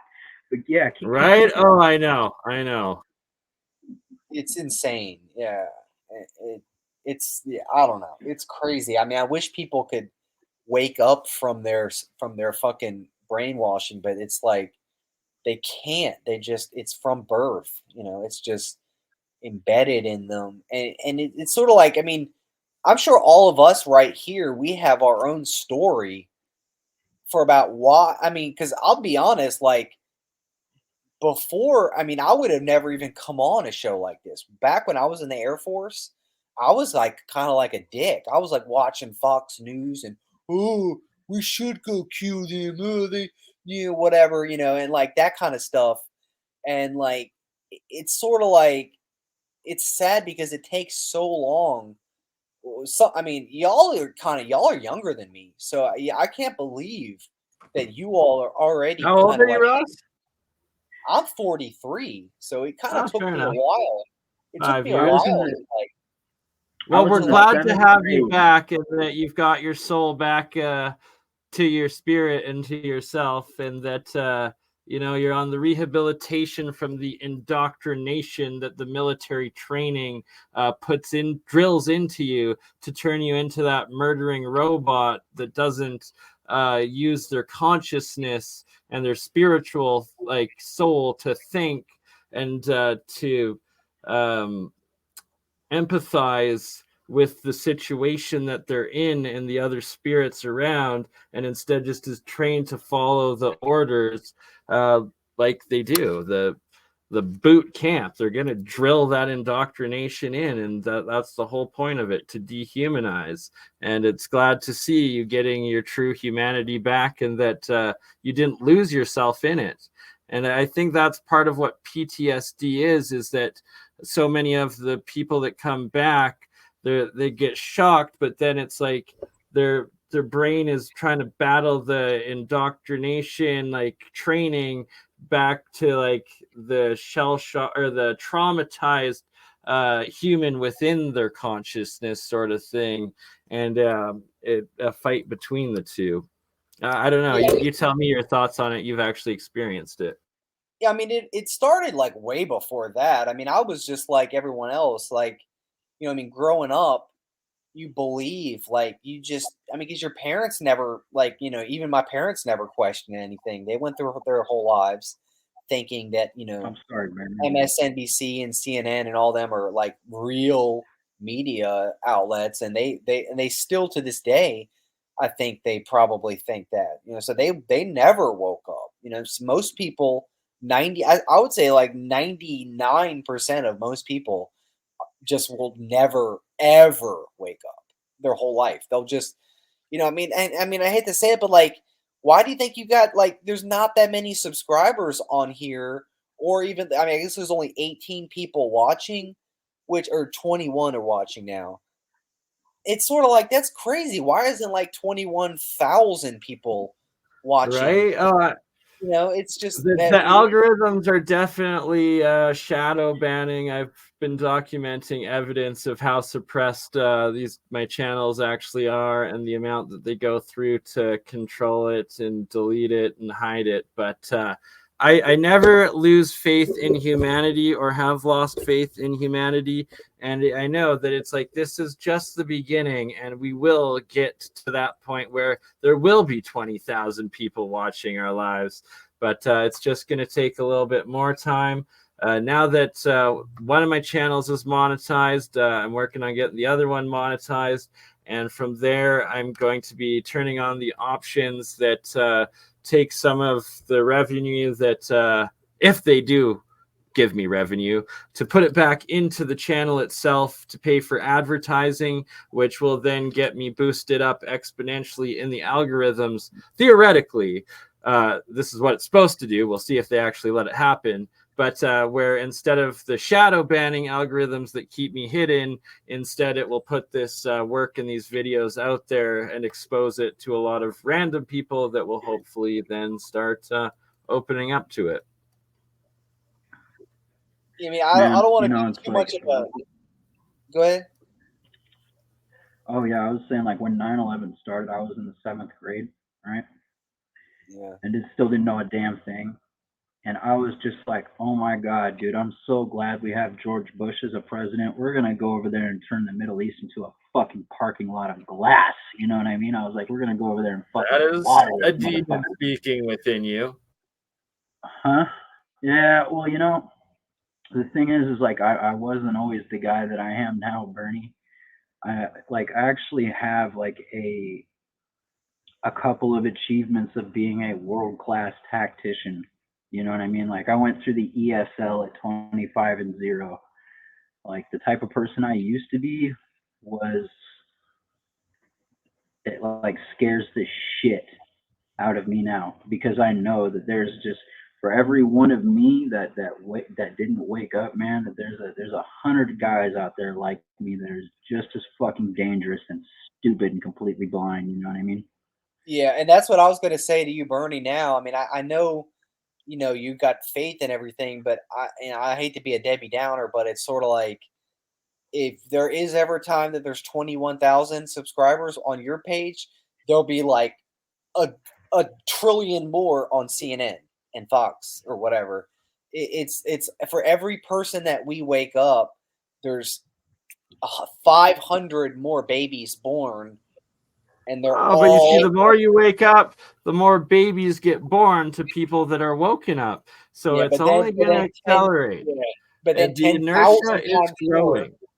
Yeah, I mean, it's growing, but I hate to say it, there's 10,000 times more dumbasses having kids, and they're not gonna be. Yeah, there's no doubt about it. But as far as CNN goes, my average podcast when I multi-stream with the alien scientist with autodidactic, and especially when on Leak Project, gets exponentially more views than CNN Plus had subscribers. So just take that into consideration when thinking about it. I'm already bigger. Some of my videos or my weekly programs are already bigger than CNN Plus was before they were forced to shut down. Yeah, CNN basically lost all their credibility after those 4 years that Trump was in, that they were so obsessed with trying to just get Trump. Yeah, they've just lost all their credibility. They're still doing it. I agree. Yes, they've definitely lost all credibility, but it's like they haven't even changed their tactics. It's like he's now out for 2 years, and then still all they try to do is get him. It's pretty funny. But you go in the airport, and that's all you see is CNN up on every wall.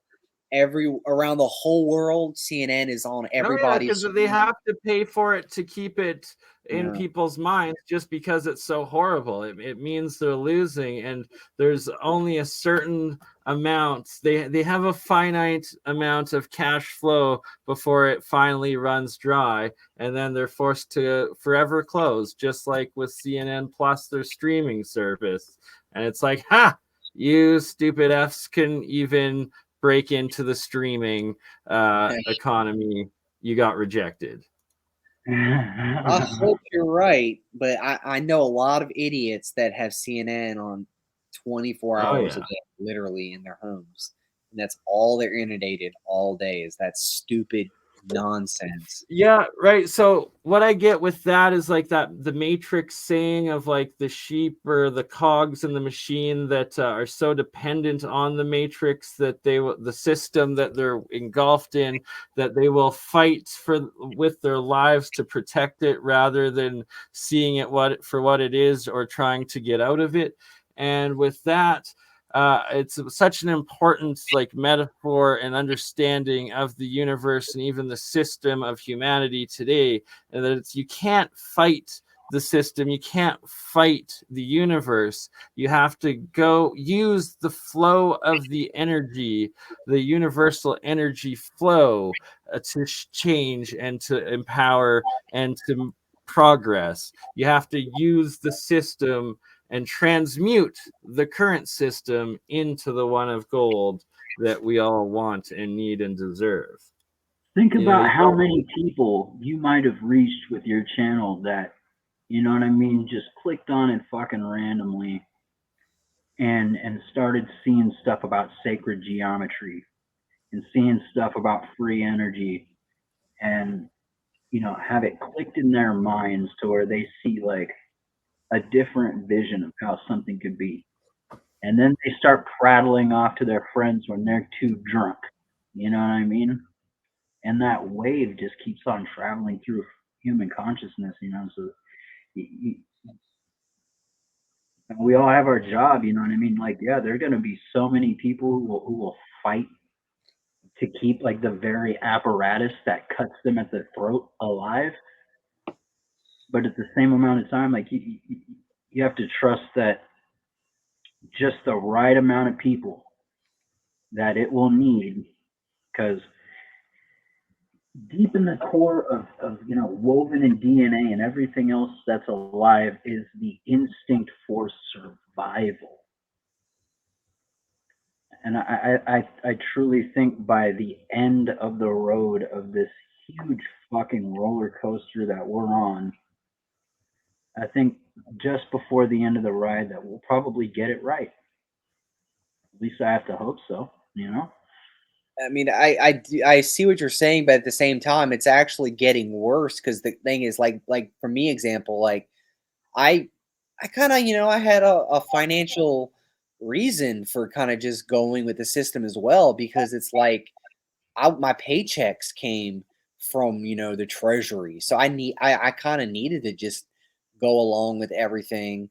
And that's the same with any. I mean, there's literally tens of millions of government employees just in the federal government alone, and then you got the state and the local governments, and it's getting even higher there. I mean, it already is like, what percentage is, it's like 30 something percent of the entire US workforce is some kind of government employee, whether it's a federal or state or local, and that number keeps going higher and higher. So eventually it'll be 40%, then 50%, then it'll be like more than half the whole country will be some kind of government employee, and it's going to happen eventually. And then if it's not just that, it'll be, like they said, universal basic income. They'll eventually, that eventually that'll pass some point in the future. They'll be doing that, and then everybody will need money from government, so everybody will have a financial incentive to toe the line and shame you if you don't get your vaccine, because I need my government stimulus check and you're the one guy that didn't get this vaccine. It'll be that like 10,000 times worse than what we saw in 2020.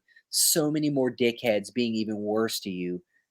I hate to say that, but that's kind of where I see it kind of heading. I guess less like you also have to think though, like if everything was going to the status quo, if everybody was being the perfect fucking sheeple that they wanted them to be, they wouldn't be fighting back and pushing back so goddamn hard against us. Yeah, I guess it's not major wake up going on through the ripple of human consciousness. It's huge. Yeah, it's not working. They're trying to get to that point, but it's like they're coming up to a barrier. Luckily, there's enough of us out there that are pushing back and stopping them from taking over all of humanity.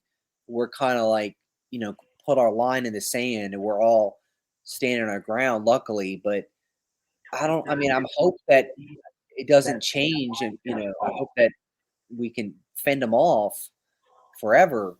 But I don't know. I mean, I just see the trend, from 100 years to now, and then now to 100 years from now.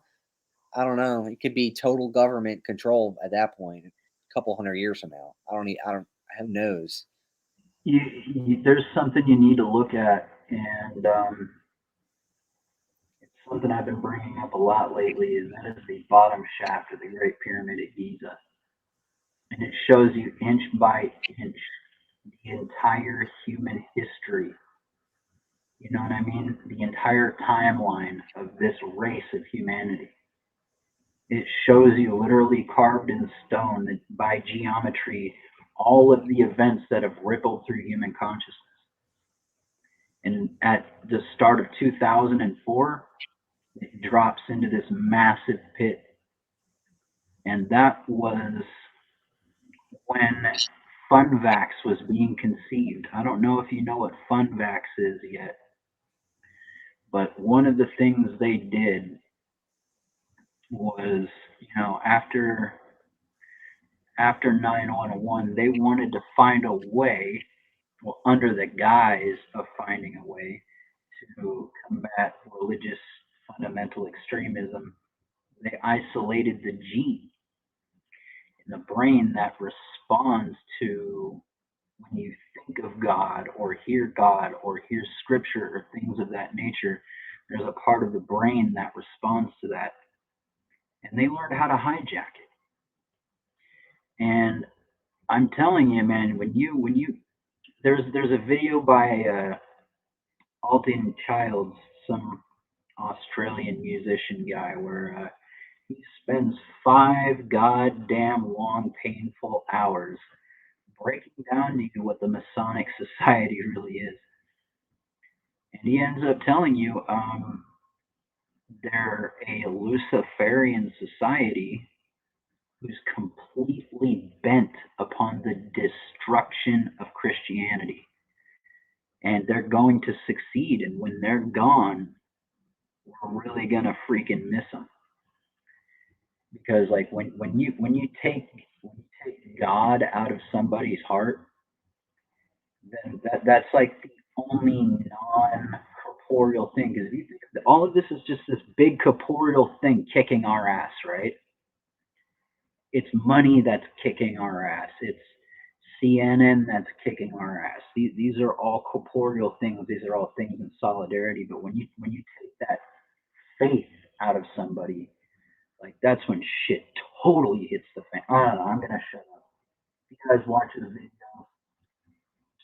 Yeah, I mean, I actually like. I don't even if you you heard about this, but someone got hold of some leaked footage from the Pentagon where they actually were discussing, like you just said, a I don't think I don't want to call it a vaccine, but it was some sort of like a virus that they could release into certain populations, and like you said, it would attack that gene in the brain that would create make people not make, but it would like that humans become, I guess they called it fundamentalist, or they didn't say it was just religion. They said it was like Islamic fundamental religion, like the really hardcore Wahhabi, jihadists. They, obviously that's what the guys at the Pentagon were saying. Yeah. And they were pitching this virus, saying, oh, we should release it into the Middle East, and it'll go through the population, kind of like through a rhinovirus. Yeah, and then it would just kind of mess up everybody's like part of their brain. All right, let's not use too many words that the YouTube algorithms will shut us down for.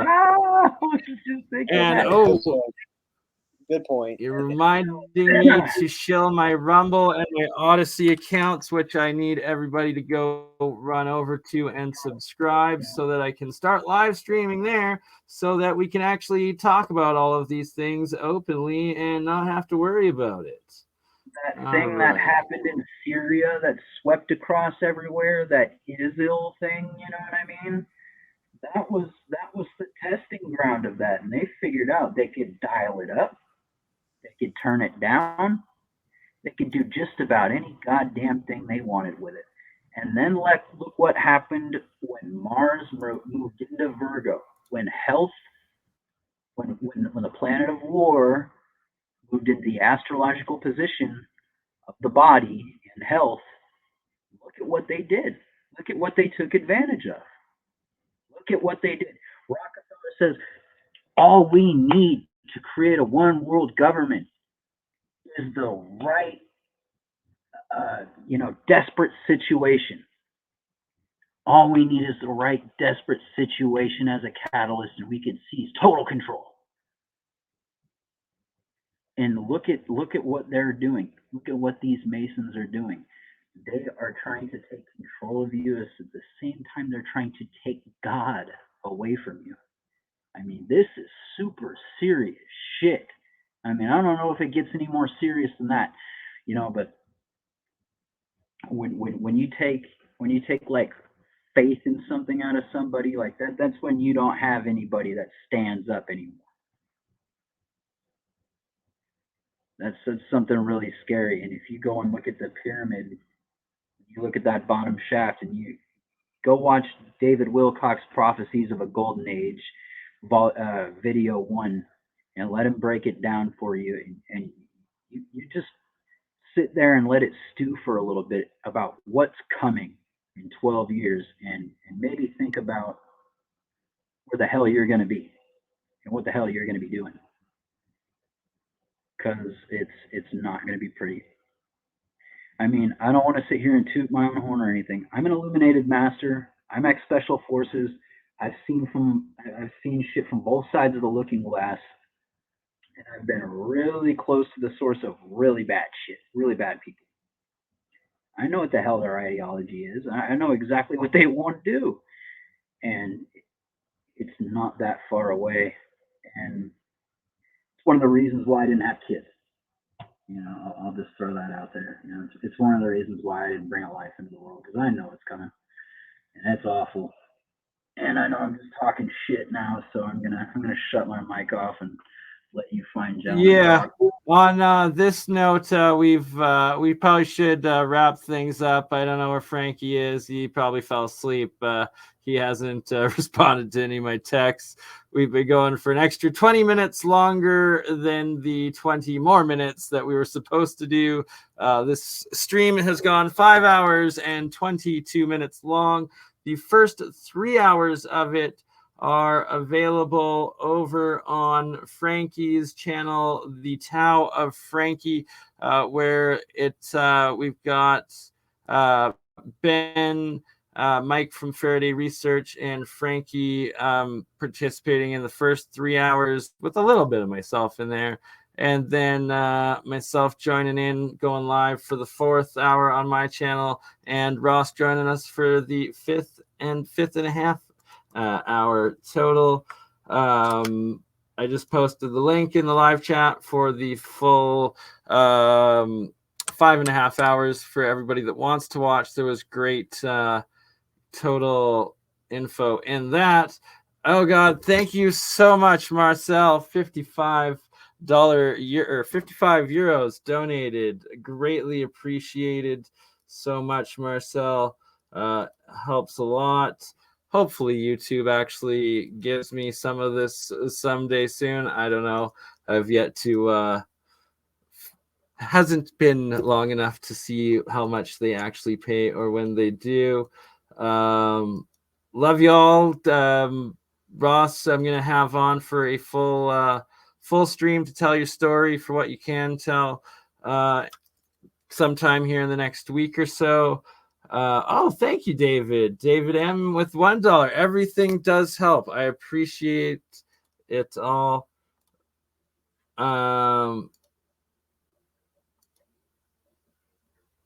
Any last closing words, Ben, Ross? Just love everything and everybody. I mean, there's no better. That's all I can say. Yeah, thank you for everything you do, Bernie. Thanks for trying to wake up as many as possible. And I do like your metaphor with using, the universe, kind of going with the flow. It's almost reminds me like a martial artist. You don't fight for force with force. You have to. You got it right. You got to use their force against famous themselves. one. Bruce Lee. It's like Bruce Lee's martial arts. It's exactly that, to the point that it's like when one makes themselves one with the energetic flow of what's going on in the universe. Who knows? Maybe we can manifest that plasma ball lightning out of your hand, even like the ascended masters seem to do. Sorry to cut you off. Please continue. Good. I mean, that was, it's great, that you provide this and, several hours of content as well. I mean, it's so many different subjects, too. It's really interesting stuff. Really kind of opens up my mind. I mean, you're saying like, I open up your mind, and you open up my mind as well. And we all can. Every time you get some different on here, you open up someone's mind just a little bit. I mean, I never would have got to where I am had I never met that guy, Mike Marston, obviously, and I never would have met Mike Marston if I hadn't never met my friend, Cleveland Savage, who got me into the Anti-Gravity Club. And I probably wouldn't have met him if I hadn't, met, whatever, the stuff that kind of woke me up. Because I really got woke up in, 2007, 2008. Was kind of really when I kind of got out of government and I went into the private sector, and I kind of woke up to reality. So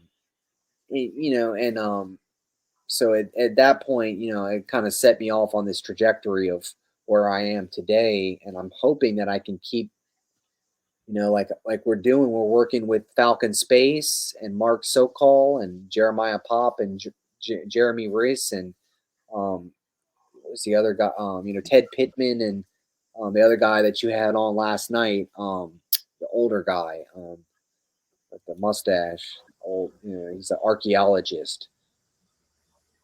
Got white hair. I think his name, Mike. Yeah, what's his name? And then obviously Michael Boyd. Yeah, Boyd. Yep. Or Mike Faraday. Yeah, Research. Mike Faraday also. You know him too. All of this is Gerald together. as well. Exactly. It's a giant community of everyone coming together and sharing ideas and building from it. You should find a platform that any of your viewers at any given time can put forward a question they want us to answer. Yes, sir. That is going to be the Discord and Discord server I'm setting up here. I got a Raspberry Pi. My dad actually has an extra one for me, so I'm going to be figuring that out this next week. Two tops. Andreas Zertis is helping me out with that. The Discord community over at Zertis is huge, and anybody that's into Discord, you can head over to Zertis's in the meantime, and I should have mine up very soon. I have a Discord server, already. Nice. All right, Ross, Ben, if people want to get a hold of you or reach out to you any ways on social media they can find you, or? Yeah. You can always click on my YouTube channel and leave me a comment, and I'll message back to you, or many of you can hit me up on my personal number. I'll give you like 30, 45 seconds, whatever, to find something to write it down or grab your phone or something. Yeah, I can type it into the live chat if you want. Yeah, go ahead and do that. I have a school. I teach very, very high degree spiritual aspects. I am an illuminated master. I do initiate people into the illuminated schools. I do that.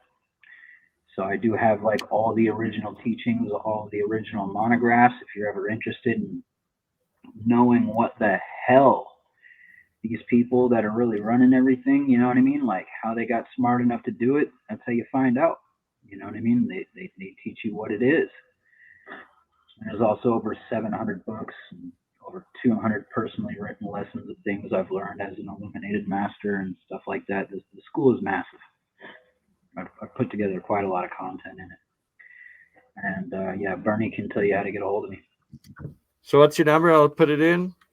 206 206 627 627 3084. 3084. That's how you get a hold of Ben for extended teaching classes. Ross, you got an email, Twitter, or somewhere you want me to refer people for questions for you, or? Yeah, I mean, I don't really have any, I don't do anything on my YouTube or Twitter or anything like that. I mean, I guess if they want to ask me questions, they can email me, I guess. I'll actually throw it in the chat right now. Okay, cool. I'll also throw in there, like I have the original manuscripts that have the, the chemical cocktail that unlocks the Christ mind. So like you can literally see energetic fields as they move and all of their different color spectrums. I'm talking about the works here, people. Everything you needed to be like the type of guys they're talking about, like saints in the Bible and shit. No, I know how to unfold consciousness like that. I've got master keys. So nice. That's what it's all about. So on that note, I will be doing a full episode coming up in the next 2 weeks with Ross, as well as we'll be doing another episode with Ben, aka Master Song FRC, on some more alchemy. So until then, tomorrow night I'm doing another stream, but it's going to be Twitch based more than anything, but it will be on YouTube as well. Love you all. Have a blessed day. Have a blessed night wherever you are, and we'll see you then.